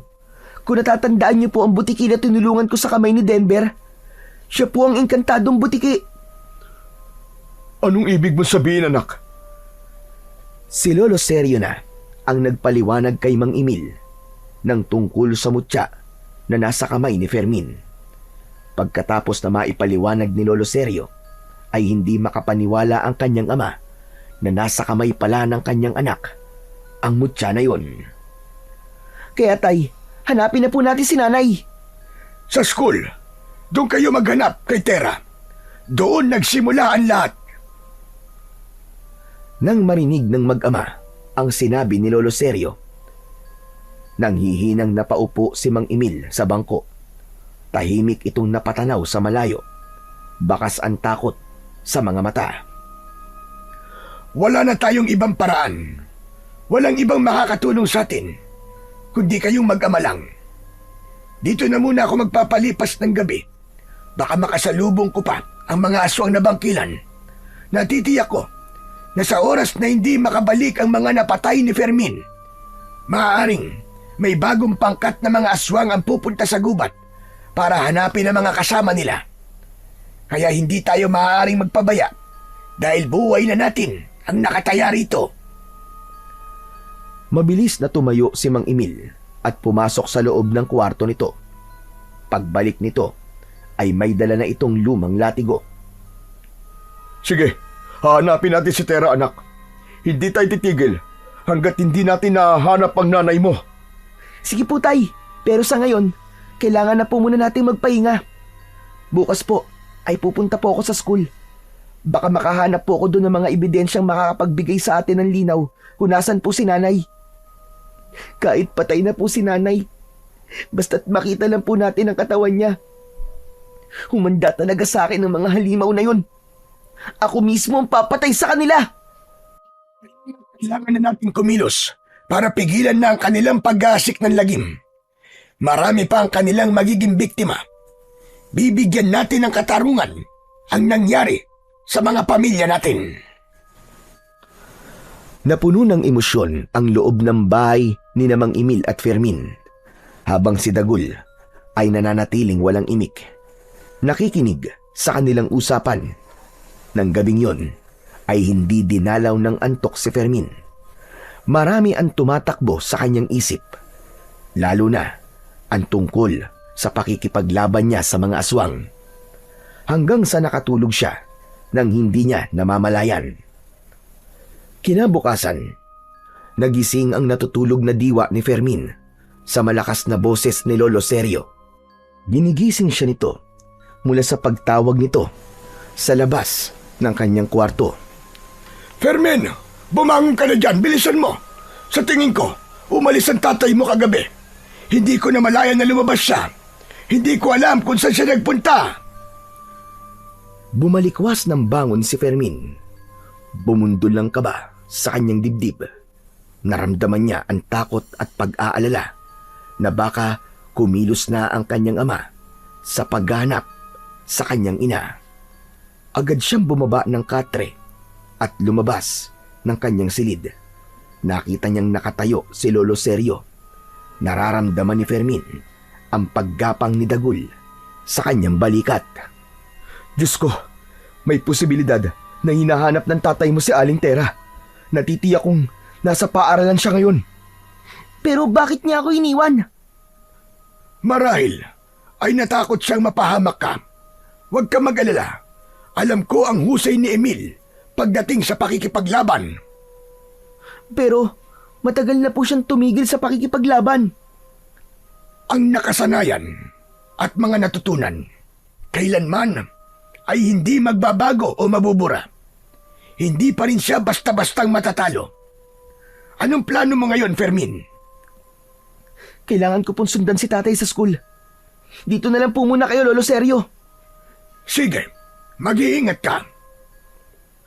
Hindi na tinapos ni Fermin ang iba pang sasabihin ng matanda. Mabilis siyang tumakbo papunta sa labas ng kanilang bahay. Agad niyang tinahak ang daan papunta sa school. Ngunit pagsapit niya sa gitna ng kakauyan, kung saan ay madalas niyang nakakasalubong si Denver, hindi niya inaasahan na makikita niya ito. Katulad ni Dagul, ay hindi rin mapakali si Fermin dahil baka pagtawanan siya ni Denver at hindi niya mapigilan ang kanyang sarili. Si Denver, ang batang hindi tumitigil kapag hindi nasasaktan ng kaaway. Ang kaninang nagmamadaling si Fermin ay dahan-dahan ng humakbang papalapit kay Denver. Nakangisi ito na tila ng aasar. Malayo pa ay nagsalita na si Denver. Kumusta naman ang batang ulila na sa ina? Mabuti na rin yung nangyari. Tingnan mo. 2 araw na kaming walang pasok. O di ba ang saya? Kumusta naman? Ilang araw din naman tayong hindi nagkita. Wala ka bang sasabihin? Wala akong sasabihin sa'yo, Denver. Mabuti pang makipag-usap sa mga butike kaysa makipag-usap sa inutil na batang katulad mo. Palibasay wala kang ina, kaya hindi mo alam kung gaano kasakit mawalan ng nanay. Kung sa bagay, manhid ka eh. Wala kang pakiramdam. Sarili mo ang mga magulang iniwan ka. Tila napikon si Denver sa sinabi ni Fermin. Kaya naman, iniilang hakbang lang nito ang pagitan nilang dalawa. Dinakot nito ang kanyang damit. Anong sabi mo, ha? Baka gusto mong basagin ko ang pagbumuka mo. Ginagawa yan, Denver. Hindi sinasabi. Dahil sa malakas na pagdakot ni Denver sa kanyang damit, ay biglang lumitaw ang ulo ni Dagul sa balikat ni Fermin. Kitang-kita niyang nanlaki ang mga mata ni Denver. Malaki ang hakbang ng paa na napaatras ito papalayo kay Fermin. Kasabay ng malakas na pagsigaw nito, ramdam niya ang panginginig sa boses ni Denver. Maging ang biglang pagtaklob nito ng palad sa muka. Nagtataka ang mga kasama nito nang bigla itong kumaripas ng takbo. Mabilis itong nawala sa madilim na bahagi ng kakauyan. Kaya ang 5 kasama nito ay sumunod din kay Denver. Naiwan si Fermin na biglang nagtaka sa reaksyon ng mortal niyang kaaway. Fermin, napansin mo rin ba? Natakot siya sa akin ah. Hindi mo ba nakita ang usok sa mukha niya? Mabilis ang pangyayari, Dagul eh. Kaya hindi ko napansin ang usok sa mukha niya. Ang nakita ko lang ay ang takot na takot siya sa'yo. Nang makita ka niya para siyang napapaso. Hindi kaya yun ang dahilan kung bakit pinapatay niya ang mga butiki. Takot siya sa butiki. Pero nakita ka niya nung hindi pa napuputol ang buntot mo, di ba? Pero hindi siya ang humahawak sa akin, Fermin. Isa pa, wala akong kapangyarihan kapag buo ang buntot ko. Dahil hindi pa naman naipapasa sa'yo. Masama ang kutob ko sa kanya, Fermin. Hindi kaya siya ang pinuno ng bangkilan? Pero ang sabi ni Lolo Sergio, hindi tinatablan ng aswang na bangkilan ang kapangyarihan ko. Dahil meron siyang itim na perlas. Pero ang alam ko, Fermin, sa gabi lang niya yung dinadala. Dahil sa gabi lang din sila umaatake at nagkakaroon ng kakaibang anyo. Kailangan natin masiguradong siya nga ang aswang. Humanda siya sa akin kapag napatunayan kung siya ang may gawa sa pagkawala ni nanay. Hindi ko siya mapapatawad. Kailangan kumilos ka na. Natitiyak kong babalik siya dahil alam na niya na nasa iyo ang mutya. Sa sandaling magharap kayo ay mawawalan siya ng kakayahang manggaya ng muka at magpalit ng anyo. Pero itong tatandaan mo, Fermin, kahit meron siyang perlas, hindi maitatago ang pagkatakot niya sa butiki. Kaya malakas ang kutob kong si Denver nga ang pinuno ng mga aswang. Kailangan natin siya sundan. Kailangan malaman to ni tatay. Mukhang alam ko na ang sagot sa mga tanong natin. Sa classroom, dun siya nakatira. Kaya aabangan ko siya mamayang gabi. Hindi naman niya ako mararamdaman dahil sa proteksyon ng mutya sa amoy ko. Tama ka, pero mas kailangan pa rin natin mag-ingat dahil natitiyak ko, mas doble ang pag-iingat niya ngayon. Ganun na nga ang naging plano ng dalawa. Hinanap muna ni Fermin ang kanyang ama, ngunit wala ito. Kung saan-saan na niya ito hinanap.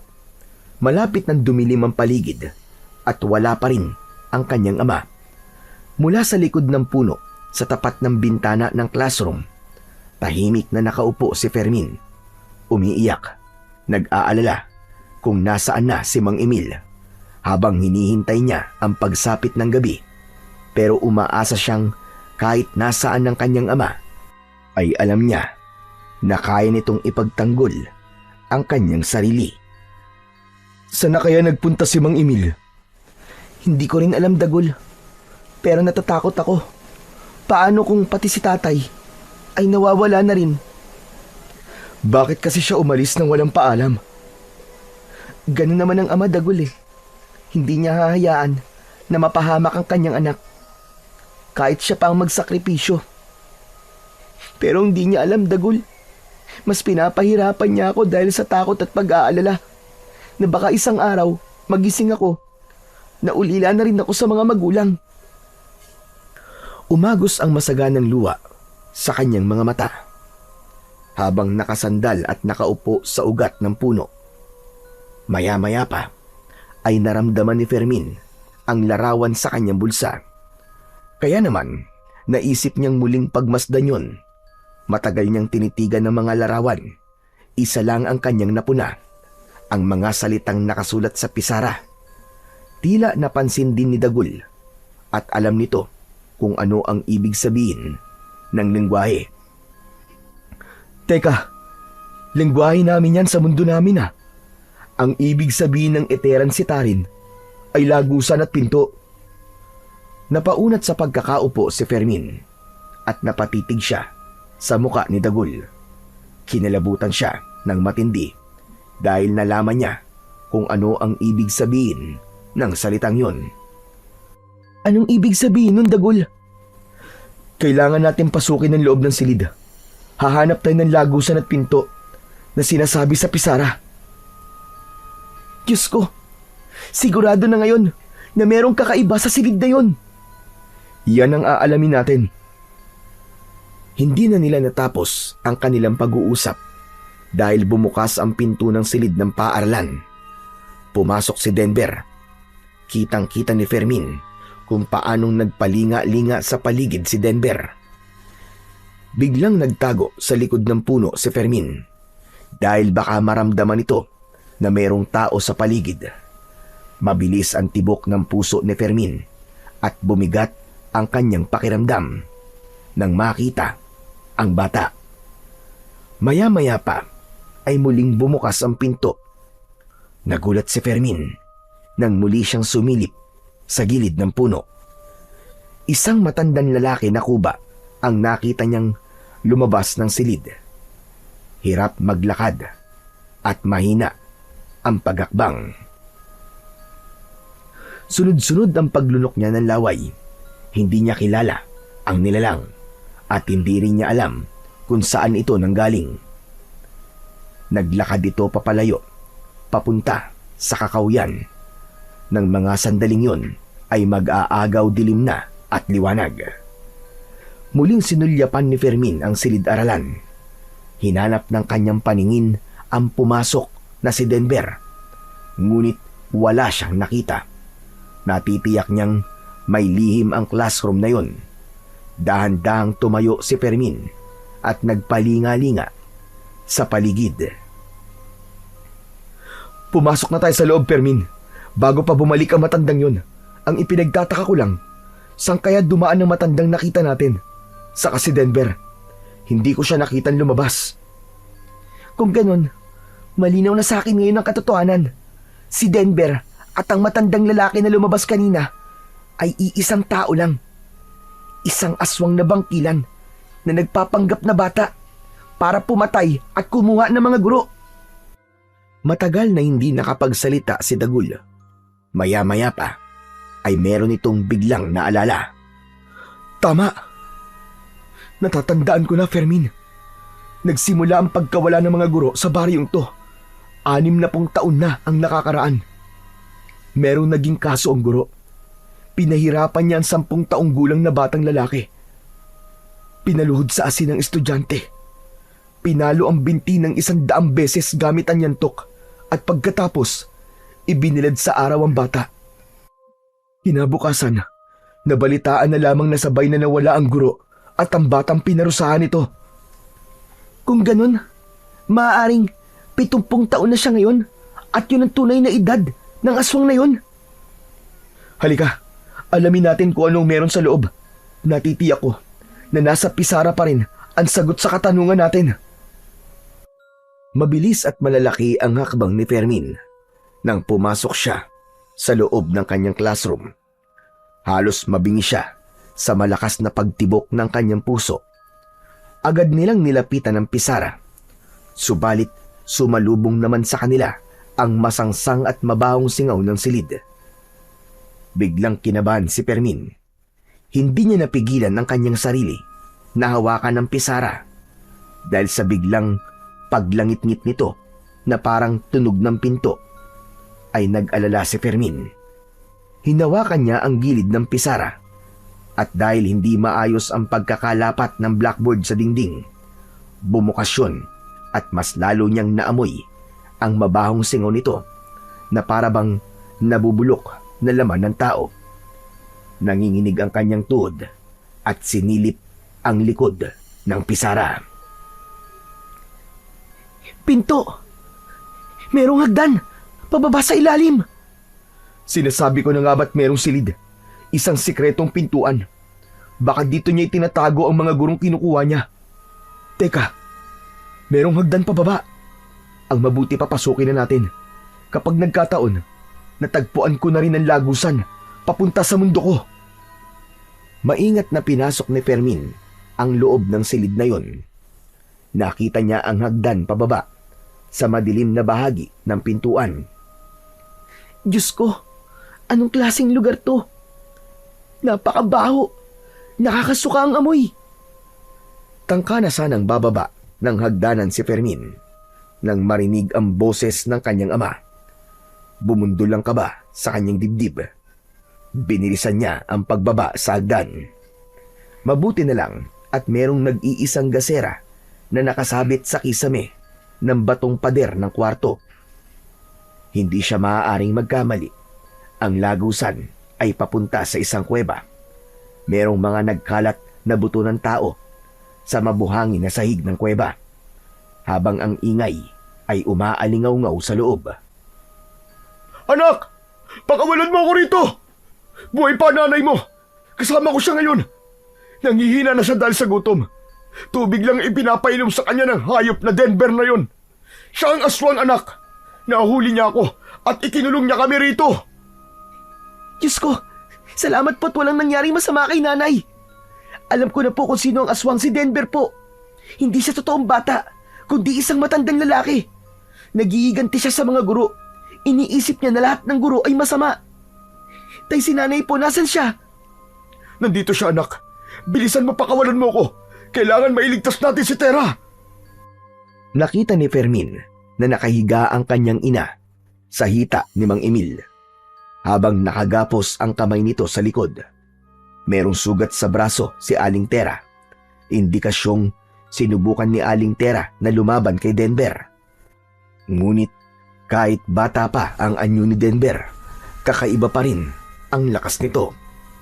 Mabuti na lang at hindi hinayaan ng Panginoon na mamatay ang kanyang ina. Agad na kumilos si Fermin. Kinalagan niya ng tali si Mang Emil. Saktong inaalalayan niyang tumayo ang nanghihina niyang ina, ay biglang dumating si Denver. Nagkatinginan ang mga ito at hindi nila alam ang kanilang gagawin.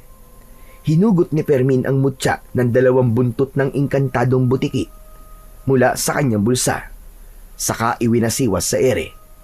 Lumiwanag ang kanyang sandata, subalit hindi naman natinag si Denver. Pinaghandaan ko na ang oras ng paggarap natin. Hawak ko na ang itim kong perlas. Kaya wala ka na magagawa kundi ang sumuko. Hindi ako susuko, hayop ka. Kaya pala, pinapatay mo ang mga butike dahil kontra yun sa'yo. Bakit kailangan mong gawin to? Idadamay mo pa ang mga walang kasalanan. Dahil pare-pareho laban sila. Magpasalamat ka at binuhay ko pa ang nanay mo. Meron pang konting awa na natitira sa dibdib ko dahil naging mabuti siyang guro sa akin. Pero ngayong kompleto na kayo, isasabay ko na rin siya sa pagpatay ko sa inyo. Walang dapat na makaalam ng tungkol sa sekreto ko. Kaya kailangan niyong mamatay lahat. Walang lihim na hindi nabubunyag. Kaya kahit mapatay mo man kami, lalabas at lalabas pa rin ang katotohanan. Mag-iingat ka sa kanya, Fermin. Malakas ang kutob ko. Nabalot ng proteksyon ng lugar na to laban sa'yo. Huwag ka mag-alala, Dagul. Kailanman ay hindi mananalo ang kasamaan laban sa puwersa ng kabutihan. Ang kabutihan pa rin ang mananaig. At naniniwala ko, ito na rin ang magiging katapusan mo. Hayop kang Denver ka! Kayo ang pumasok sa kuta ko. Kaya kayo ang tatapusin ko. Pagmasdan mo, Fermin, kung gaano kalakas ang kapangyarihan ko. Tay, ilayo niyo po si nanay. Magtago po muna kayo. Mag-iingat ka, anak. Mula sa kanilang harapan, ay kitang-kita ni Fermin ang pagbabagong nangyari kay Denver. Ang balat nito ay kumulubot. Ang likod ay yumuko. At ang tinig ay naging garalgal na tila ba alingaw-ngaw na mga nawawalang kaluluwa. Nakakakilabot ang mapula nitong mga mata na tila isa yung nagbabagang bolang apoy. Ang mga balahibo sa katawan ay naging kasing tigas ng alambre na kayang bumutas ng katawan ng tao. Habang ang nakadipang braso nito ay parang tinubuan pa ng mga tinik at humaba ang kuko nito na kayang dumukot sa puso ng mga biktima. Hindi nagtagal, ang mga daliri nito ay nagsihaba na rin. Hindi na ito si Denver, kundi isang bangkilan na anyo ng isang halimaw na tumutulo pa ang malapot na laway. Hindi na kayo makakalabas ng buhay sa kuwebang ito. Dahil ito na ang magiging katapusan nyo. Mula sa likuran ng aswang na bangkilan ay pumasok ang mga nilalang na may parehong anyo ng kay Denver. Kanya-kanya nang lapit sa kanila ang 6 na bangkilan. Kaya naman, nakaramdam ng takot at pag-aalala si Fermin nang maalalang kasama niya ang kanyang mga magulang. Inihagupit niya sa lupa ang nagbabagang latigo ng buntot ng butiki dahil para tumigil sa paglapit ang mga aswang. Umikot si Fermin sa ere at sa muling paghagupit niya ay tinamaan niya sa muka ang 2 aswang. Bumagsak ang mga ito ng pasadsad sa kuweba at nasunog ang katawan na parang naaabong puno. Hindi naman nagpaawat si Fermin. Mabilis niyang sinugod ang mga natitirang kalaban. Si Denver ay iniiwasan ang bawat paglagitik ng latigo sa katawan nito. Sa una ay nahirapan kumilos si Fermin dahil maliit lamang ang espasyo sa loob ng kuweba. Ngunit sadyang makapangyarihan ang kanyang mutya. Kaya sa muling paghagupit ni Fermin sa latigo ay 2 bangkilan kagad ang nasunog ang katawan at sumama ang abo sa hangin. Umaangil ang mga natitirang bangkilan dahil sa nasaksihan ng mga ito kung gaano kalakas ang sandata ni Fermin. Habang abala sa pakikipaglaban si Fermin, si Mang Emil naman na kanyang ama ay isinandal ang nangihinang asawa sa pader ng kuweba. Saka tumayo ito at lumapit sa kanyang anak. Hinarap nila ang mga aswang. Magkasabay na sumugod sila sa mga kalaban. Mag-ama, laban sa 4 na bangkilan. Sa bawat paggagupit ng latigo ni Mang Emil, ay isa-isa ring bumabaliktad ang mga kalaban sa sahig. Susundan yun ng paghagupit ng latigo ni Fermin. Kaya naman, agad na nasunog ang katawan ng mga ito. Si Denver naman na nasa anyo pa ring bangkilan, nakatayo at pinapanood ang labanan sa pagitan ng mandirigma at ng mga aswang. Bawat tamaan ng naglalagablab na sandata ay natutunaw ang katawan na tila ba nasusunog na punong kahoy. Dala ng takot at pag-aalala sa lakas ng sandata ni Fermin, tumakas palabas ng kuweba si Denver kasama ang nag-iisa nitong alagad. Ngunit bumagsak ang mga ito pabalik sa kuweba mula sa itaas ng hagdanan. Iniluwa sa pintuan si Lolo Sergio. Hawak nito ang malaking tungkod na ginamit na panghampas sa papalabas sanang mga aswang. Sa kabila namang kamay nito ay itinumba ang malaking timba na gawa sa uway. Itinaktak ng matanda ang timba at kanya-kanya ng gapang ang mga butiki mula sa lalagyan. Nagkikikisay sa takot ang pinuno ng mga aswang. Hindi! Huwag! Huwag kayong lalapit! Alisin niyo mga butike! Alisin niyo yan! Huwag niyong ilalapit yan sa akin! Sa mga sandaling yun, hindi maitago ang takot sa boses ng halimaw na si Denver. Maya-maya pa ay sinubukan nitong lumapit kay Lolo Sergio para labanan ng matanda. Nagawa nitong saksakin ang tiyan ni Lolo Sergio gamit ang matutulis nitong mga kuko. Ngunit naging maagap naman si Mang Emil. Nahilang nito ang matanda, kaya nakawala sa pag-atake ng pinuno ng aswang. Sinamantala ni Fermin ang pagkakataon. Agad niyang hinagupit ng nagbabaga niyang latigo ang isang bangkilan.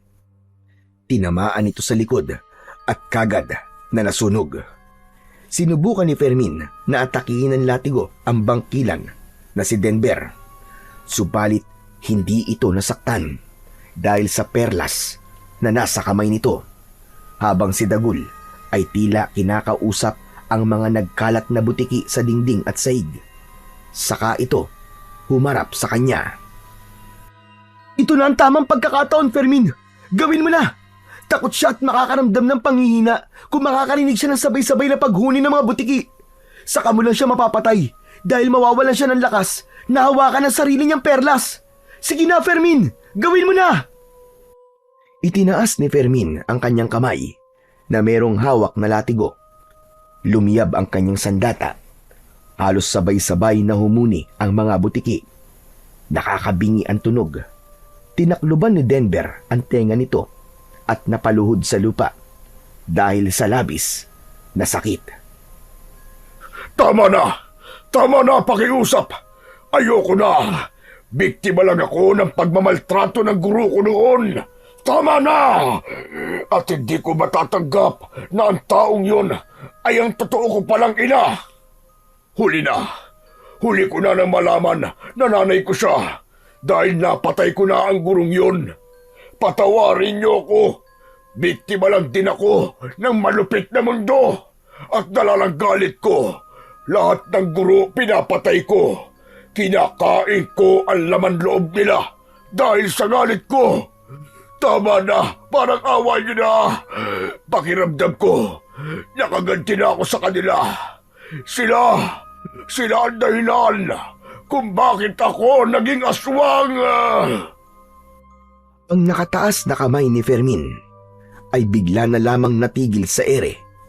Narinig niya ang malakas na hagulgol ng isang mabangis na halimaw. Ang mga huni ng butiki ay kusa nang tumigil.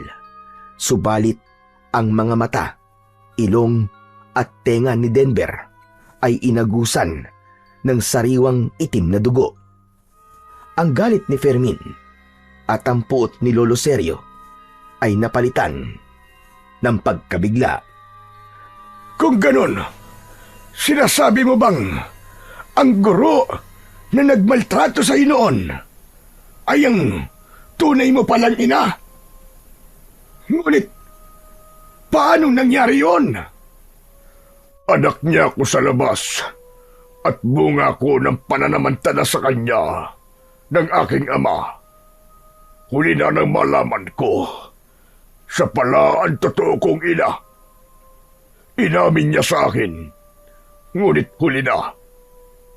Nasaktan ko na siya. Kaya niya ako binubugbog noon ay dahil naaalala niya ang ginawa ng tatay ko sa kanya. Pero para sa akin, bakit kailangan akong magdusa? Wala naman akong kasalanan. Kung ganun, kaya ba pumapatay ka ng mga guro sa paaralan na to dahil naniniwala kang lahat ng guro ay masasama?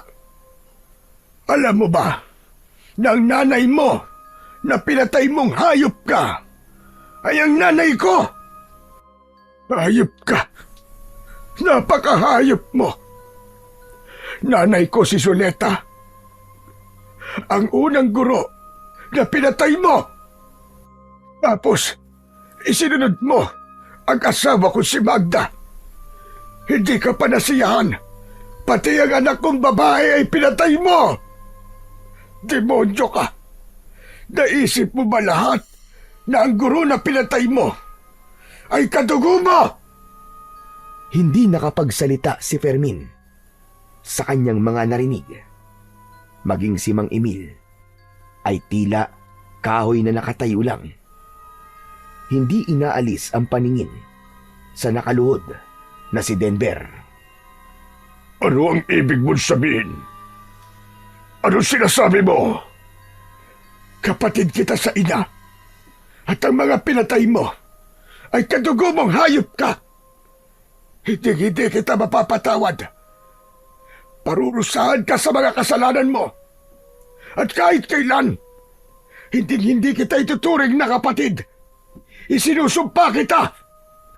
Mamamatay ka sa sakit at pagdurusa. Hanggang sa hangarin mo na lang na mamatay ka na. Hindi totoo yan. Sabihin mo, hindi kita kapatid. Yun ang katotohanan, demonyo ka. Yan ang kapalit ng pag-iiganti mo. Inubos mo ang pamilya ko. Sinira mo ang buhay ko.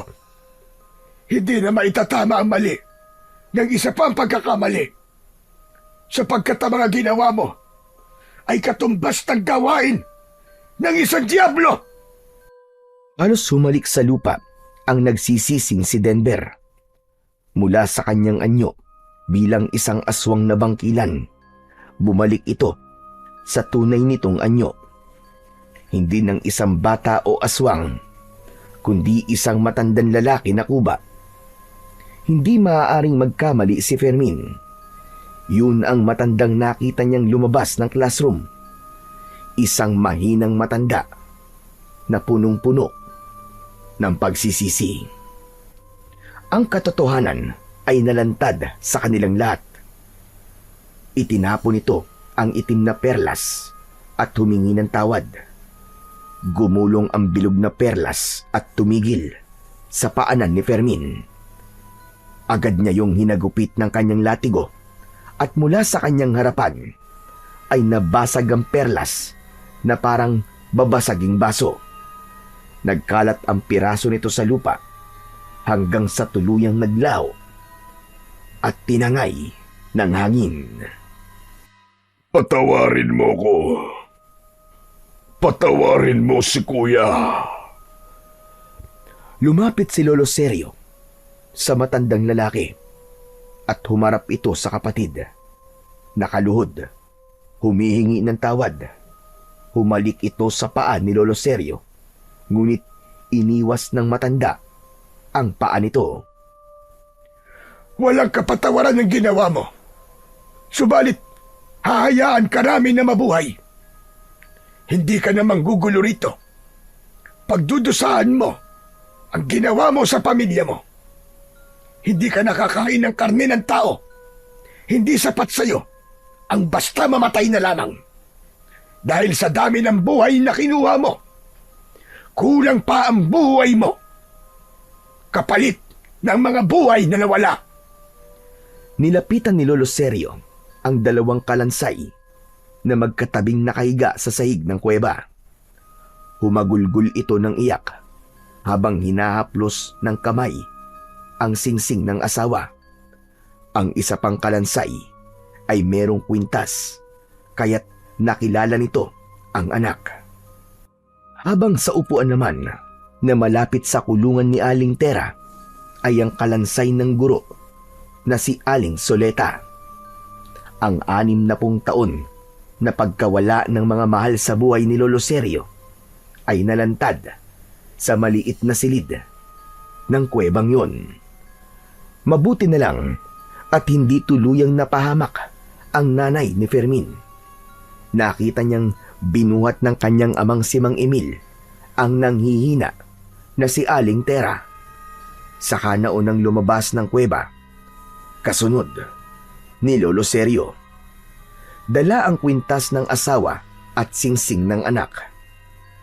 Tuluyang iniwan ito ang kalansay ng pamilya sa nag-iisang higaan. Nilampasan ng matanda ang nakaluhod pa rin na kapatid. Naiwan si Fermin kasama ang engkantadong butiki na si Dagul.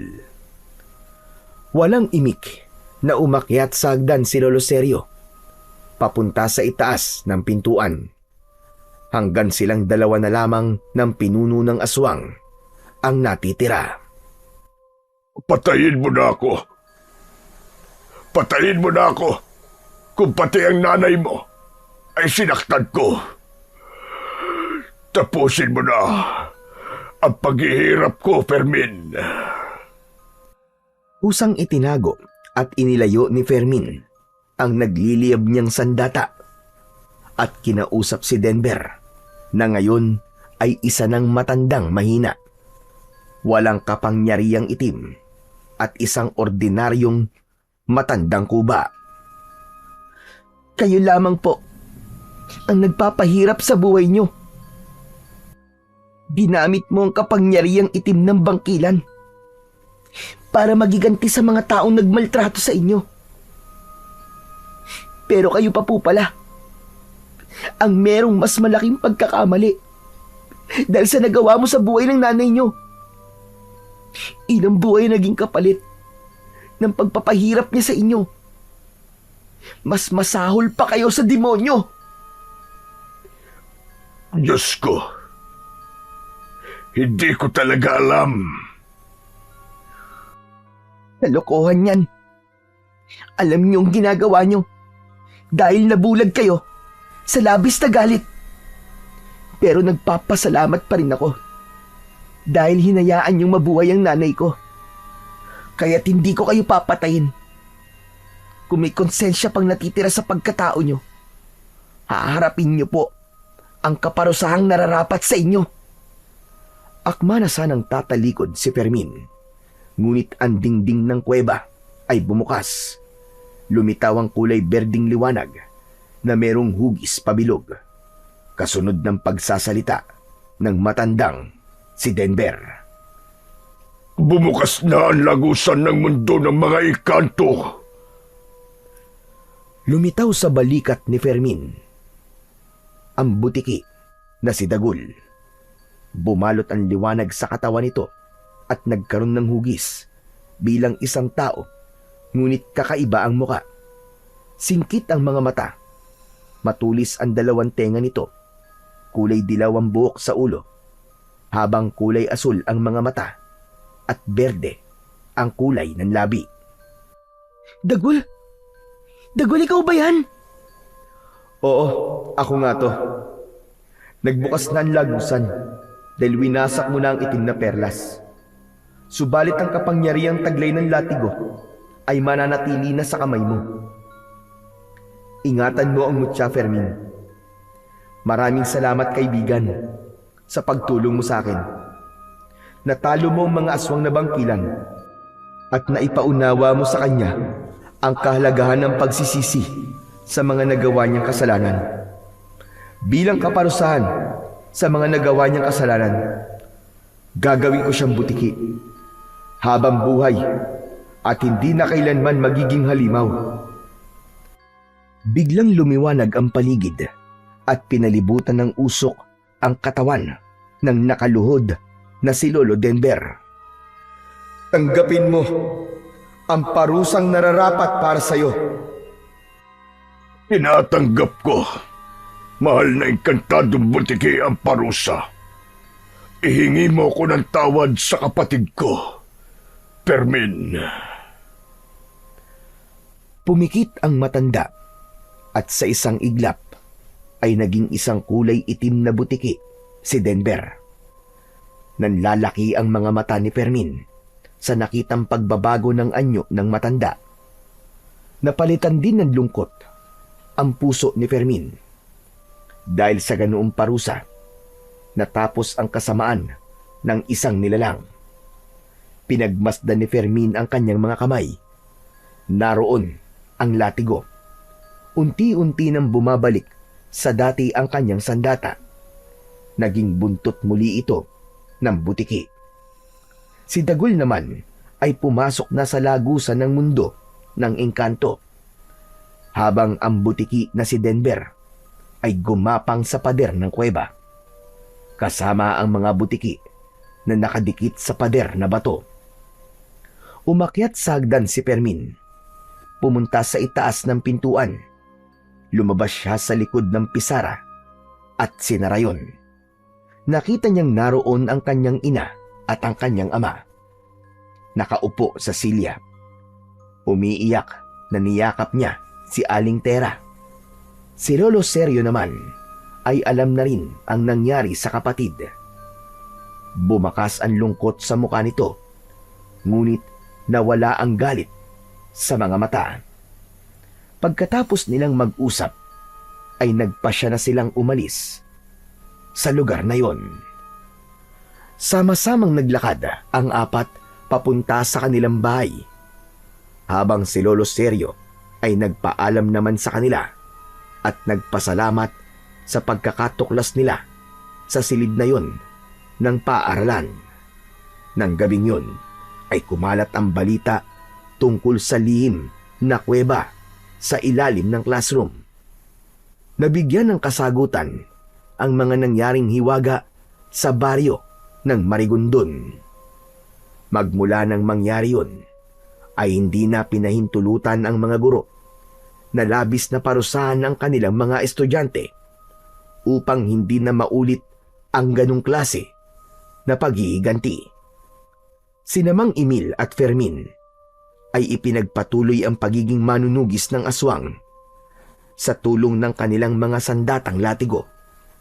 Hindi nagtagal ay nagkaroon ng katahimikan ang buong baryo. Ang paghiganti ay hindi tunay na hustisya.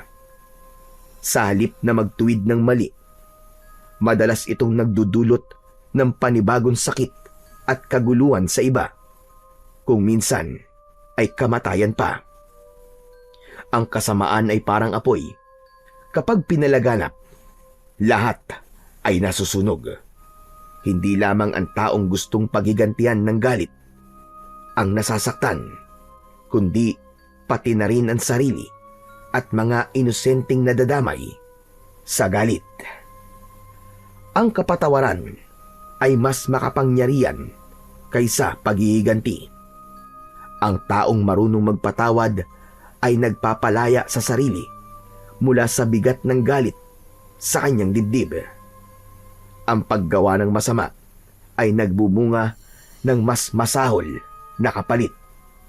Isang parusa na habang buhay mong pagsisisihan. Sa kwento man o sa tunay na buhay, ang kasamaan ay may balik. Madalas ay mas matindi kaysa sa inaakala. Kaya mas piliin na maging mabuting tao upang ang buhay mo ay magkaroon ng kapayapaan. Dahil ang tunay na lakas ay nasa pagpipigil sa sarili. Hindi lahat ng sakit ay kailangang gantian. Kung minsan, ang katahimikan ay mas makapangyarihan pa kaysa sa sigaw. Ang kwentong inyong napakinggan ay sumasalamin sa buhay ng isang taong punong-puno ng galit at paghihiganti. Naging bulag sa katotohanan at mas pinili na gumawa ng kasamaan para lamang masabi na makatwiran ang kanyang ginawa. Ngunit laging tandaan, ang bawat kasalanan ay palaging merong kapalit na kaparusahan. Kaya't piliin mong isuko ang sarili sa dakilang lumikha upang ang buhay mo ay magkaroon ng halaga.